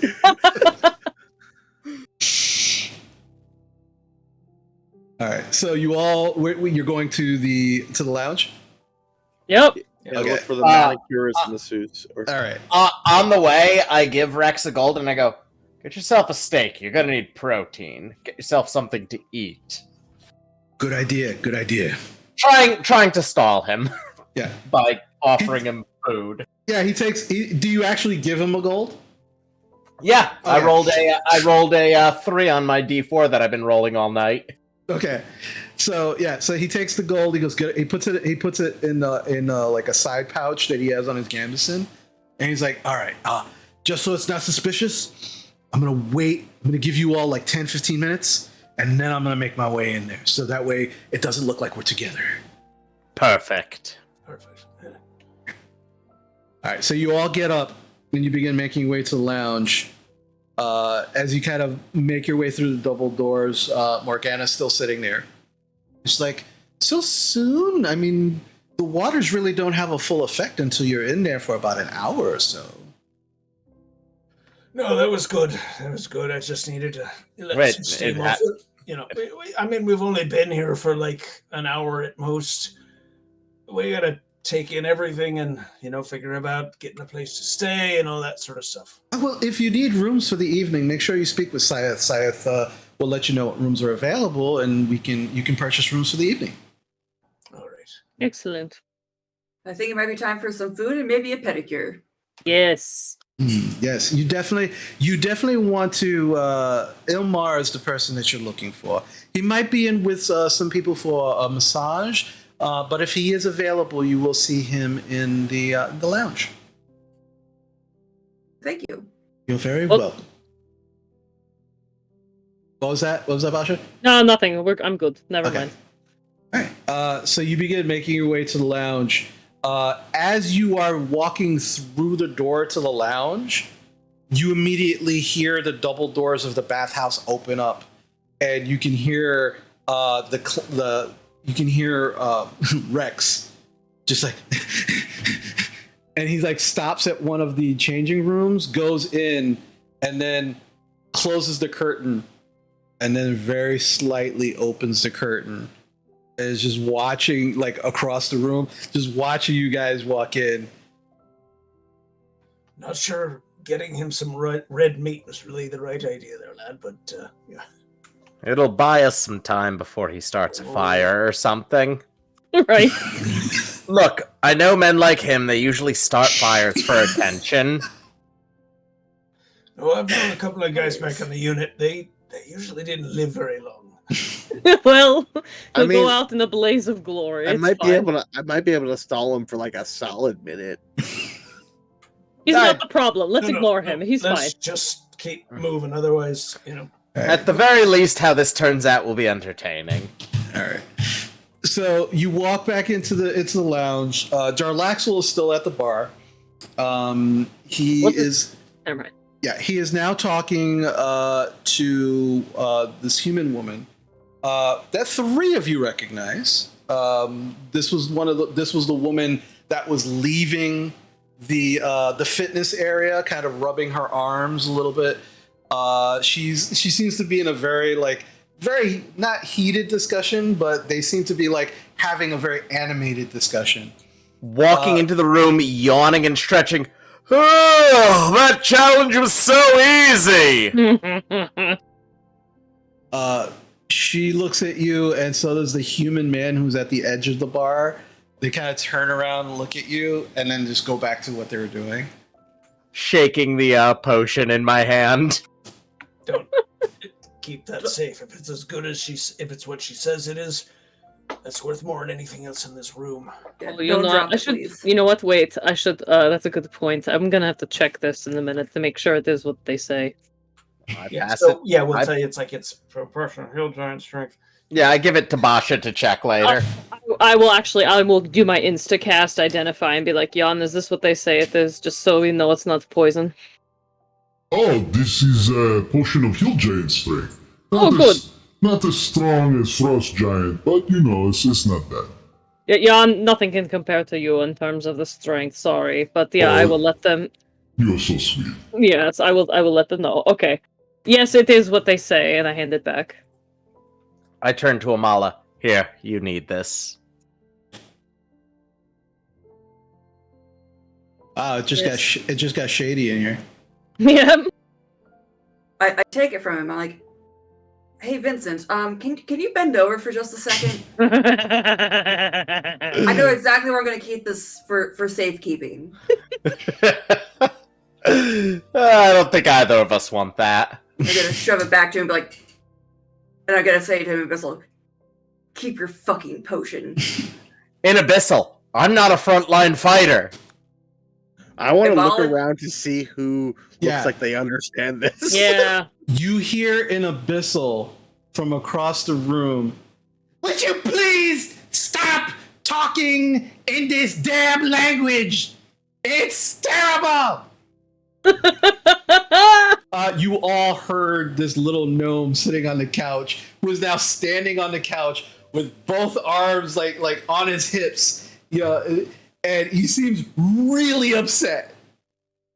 Why do you hate this language so much? And yet you speak it. Do you say it in Abyssal? Yes. I say it in common. All right. He replies in common, I had to learn it. Doesn't mean I had to like it. That's fair. And he just turns around, plops his ass back on his chair, on the seat, and it's just kind of, he's like just staring at the fire in the fireplace. As you all make your way also in, you do hear a set of double doors open from the opposite side of the room. And walking in, you do see a drow, a male drow, walk in, purple hair, wearing very fine, like blue silks, like a blue silk vest, matching pants, and knee-high boots, leather boots. Kind of walks in, makes his way over to one of the tables, and seems to be just kind of like inspecting some of the tools that are on there. I'll start making my way over there. Okay. You walk over there. He sees you. He goes, hello. Hello. Hi. Hello. I'm Ilmar. I'm the masseuse, the barber, whatever your heart desires to make your you're traveling less weary, your heart more full, I am the one who can help you. What can I do for you? I'd like to make an insight check. Yeah, go ahead, make an insight check. Dirty 20. Very sweet. Dang. He's a little hard to read.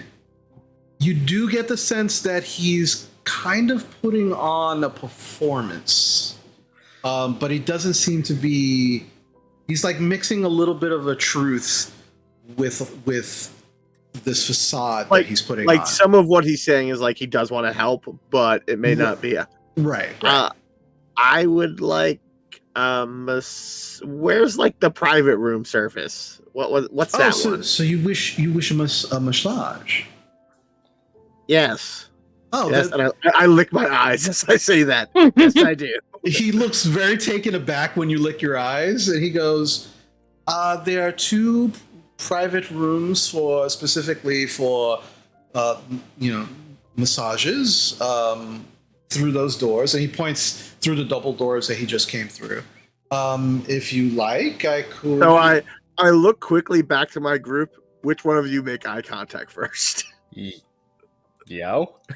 Okay. Right, 1, 2, 3. All right, Basha, Amala, Vincent, and Drovar, please roll me a d4.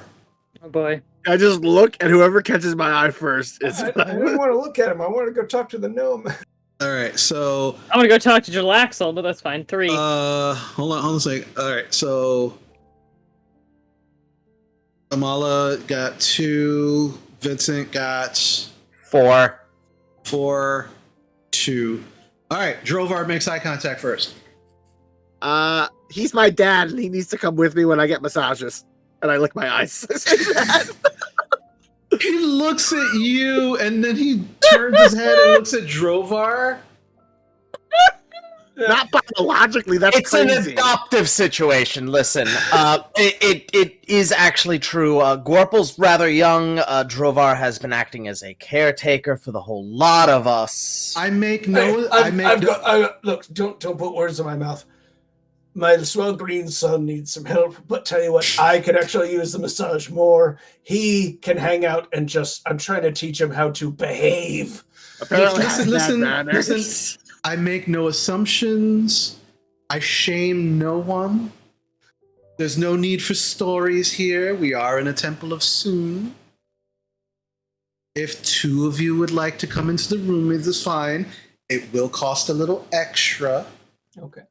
I do want to do an insight check when he says this is a Temple of Sune to see if he believes it, or this is just like, Sure. I'm just saying it because this is like, Yeah, make an insight check. Does he believe it? Okay. Yeah.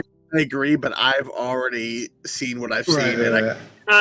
Okay, so does that bond thing still happen? It only lasts 10 minutes, so I yeah, imagine it's over. Yeah, by now. it's So gone at this point. that was a 17. Yeah, I only got a 17. 13.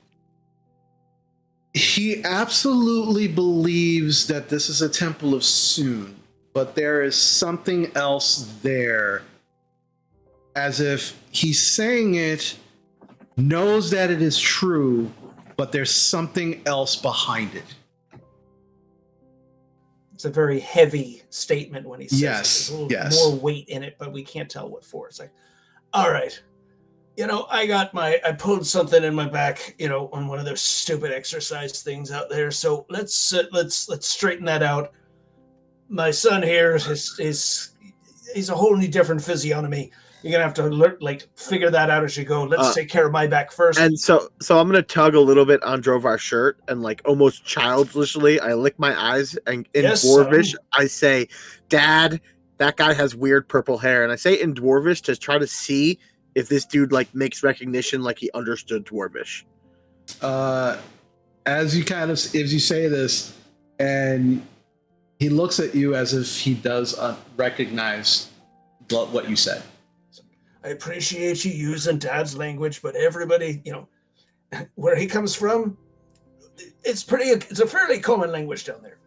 Don't worry about it. It's okay, lad. I nod and lick my eyes as you understand what I was trying. Okay. Oh.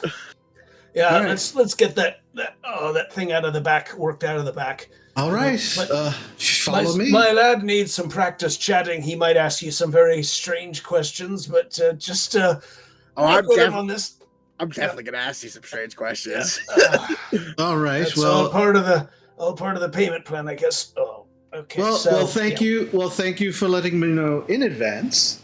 As I said, it is going to be a little extra. So, for the both of you, I will cut you a bit of a discount since it's your first time here. That'll be 35 gold for an hour. I hand him $35 without even hesitating. Good job, son. Yeah. He looks at Gorble like but takes. I trust the lad with the money. I'm teaching him all these things. Yeah. All right. Follow me, please. And he leads you down through as the double doors open. Once again, this is very black marble stone flooring. The walls are all still this kind of like alabaster brick, stone. And as you go down the hallway, he leads you to the first door as you walk in on your right. And as you go in, you can see there's a large table with straps. And there's a pillow at one end. There are what seem like these two small desks. There's lights on each of the desks, and then there's a shelf with a bunch of vials on top. And as you kind of walk into the room, it's not a very large room. There's enough room for somebody to go on the table, for the masseuse to kind of walk around the table and be on the sides. But given that Gorple is as tiny as he is, there's no problem. And can climb walls. The door closes. Ilmar looks at you, Drovar. He's like, well, hop up on the table. Please. So he gets the breastplate off and everything. Just he strips down to shirt. Like, no shirt, and he just lies there on. It's like, and he just points. It's like it was right here where the twinge happened. It's probably like in a glute or something like that. Because it was squats. All right, so he looks just like and he looks at you and he goes, soft, medium, or hard. Oh. Just good and hard is fine with me, to be honest. All right, and he goes over to the shelf and he pulls down one bottle. While his back is turned, I'm going to cast guidance on myself. Okay. He pops the cork. He pours some of this liquid into his hands, puts it down, begins rubbing his hands, and then immediately goes to the spot that you. Oh, we lost somebody. Oh, no. Vincent. Oh no, Vincent. Oh no, there he is. Yeah. Oh no. Oh no. All right, so we'll wait for him to come back.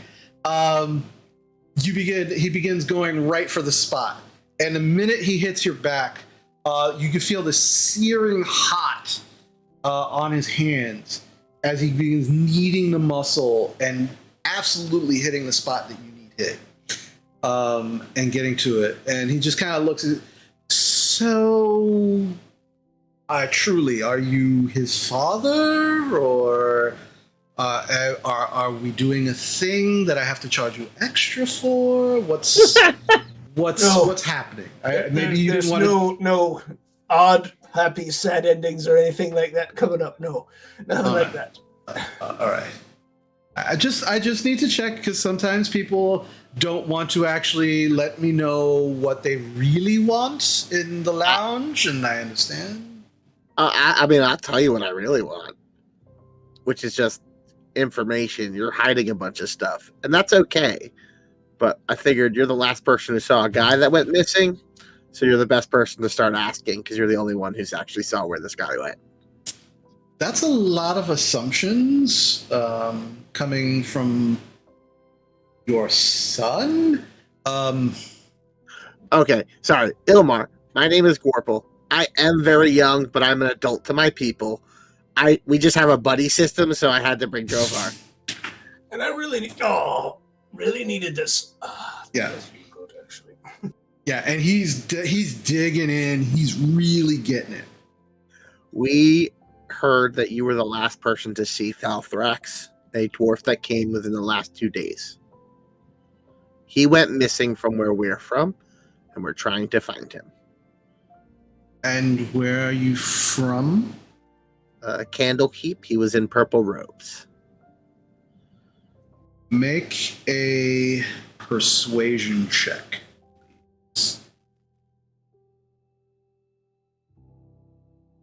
Are there any inspirations left? Because I roll real bad. Yes, there are. There are 1, 2, 3.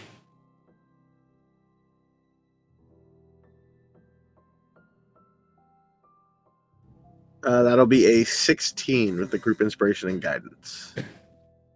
He kind of looks at you and he goes, I mean, I see a lot of people. I mean, some people do come here and they really just want anonymity for some of the things Okay. they do here. Ilmar, I cut the crap with you and dropped the act. I would hope that you in respect would do the same. There's more to what you're saying. You do want to help people. I can tell that, but you know what's going on here. There's some strange stuff happening. Those sisters are real mean, and how are they supposed to be helping people?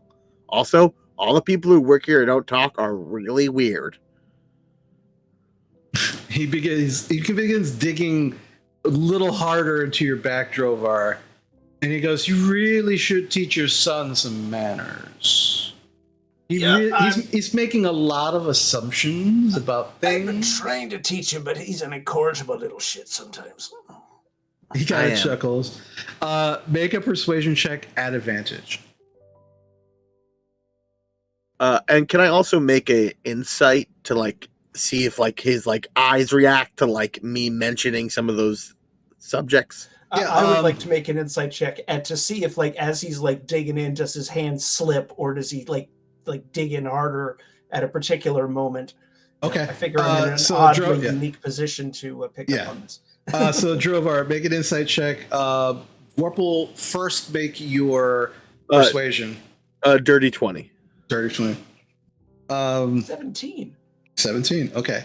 So as Gorple was talking and basically said, you want to help people and the sisters are mean, that particular moment was when he dug in real deep.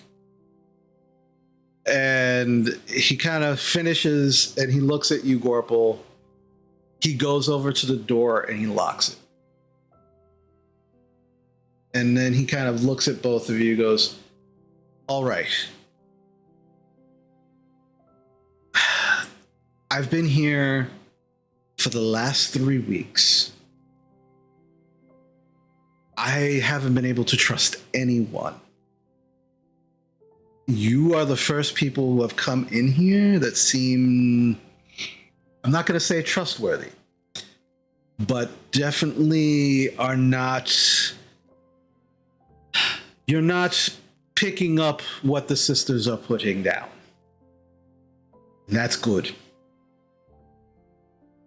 And he seems really nervous now. He was very calm, very collected, and now seems very nervous. I'm going to head to the door and just put one of my ears against it so that I can hear if anyone's walking by or stop or breathing to see if anyone's trying to actually listen in. Cut to me and Amala still arguing right outside the door. Yeah, you hear this gobbledygook language coming from Amala and Vincent, going back and forth. Clearly they're right outside the door. So you gotta providing enough cover that no one's gonna. Okay, cool. And Mala's so flustered right now, she's just yelling in Draconic. There's no common, there's no other language, it's just Draconic. Vincent is switching between common, Draconic, Abyssal, and Infernal at this point. It's actually rather relaxing listening to them since I can't understand a damn thing they're saying. So it's like a metal song. It's great. It's fine. So Elmar's just kind of look,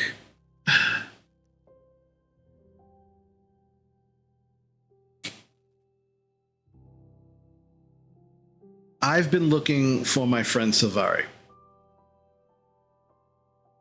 She is supposed to be in charge of this temple. I don't know who these women are. I can tell you for sure, they are not priestess of Sune. When I got here and I could not find her, I applied for a position here so I could see if I could find what happened to Silvari. I've been hearing a lot of bullshit excuses of why she's not here. Silvari built this place for Sune. She would not leave. So something is going on. I've been doing my damnedest to try and figure out where she is, what's happened to her, and I've been here by myself trying to do this. Clearly, I'm not able to do it by myself. How long have the sisters been here? I don't know. Like I said, I came here 3 weeks ago trying to find Silvari, assuming that she was still here. The sisters say that they've been here for the last 2 years. Have you checked out that weird tower that... That's Silvari's tower. That's where her home is. That's where she should be. But they keep people away from it. They say it's their home. That's where they live now. Huh. That's suspicious. Very. So, I don't know who you are. If you're looking for your friend, I did take care of him. He came here about a day and a half ago. He seemed very down on himself, very depressed. He thought maybe a manicure or a pedicure would help. I did service him. And then he didn't seem any better for us. He started talking to Green Song at the bar. After a conversation with her, seemed very happy and excited.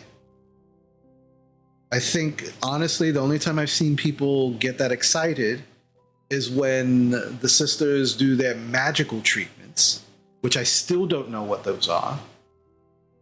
And I haven't seen him since. Well, she denied ever meeting him.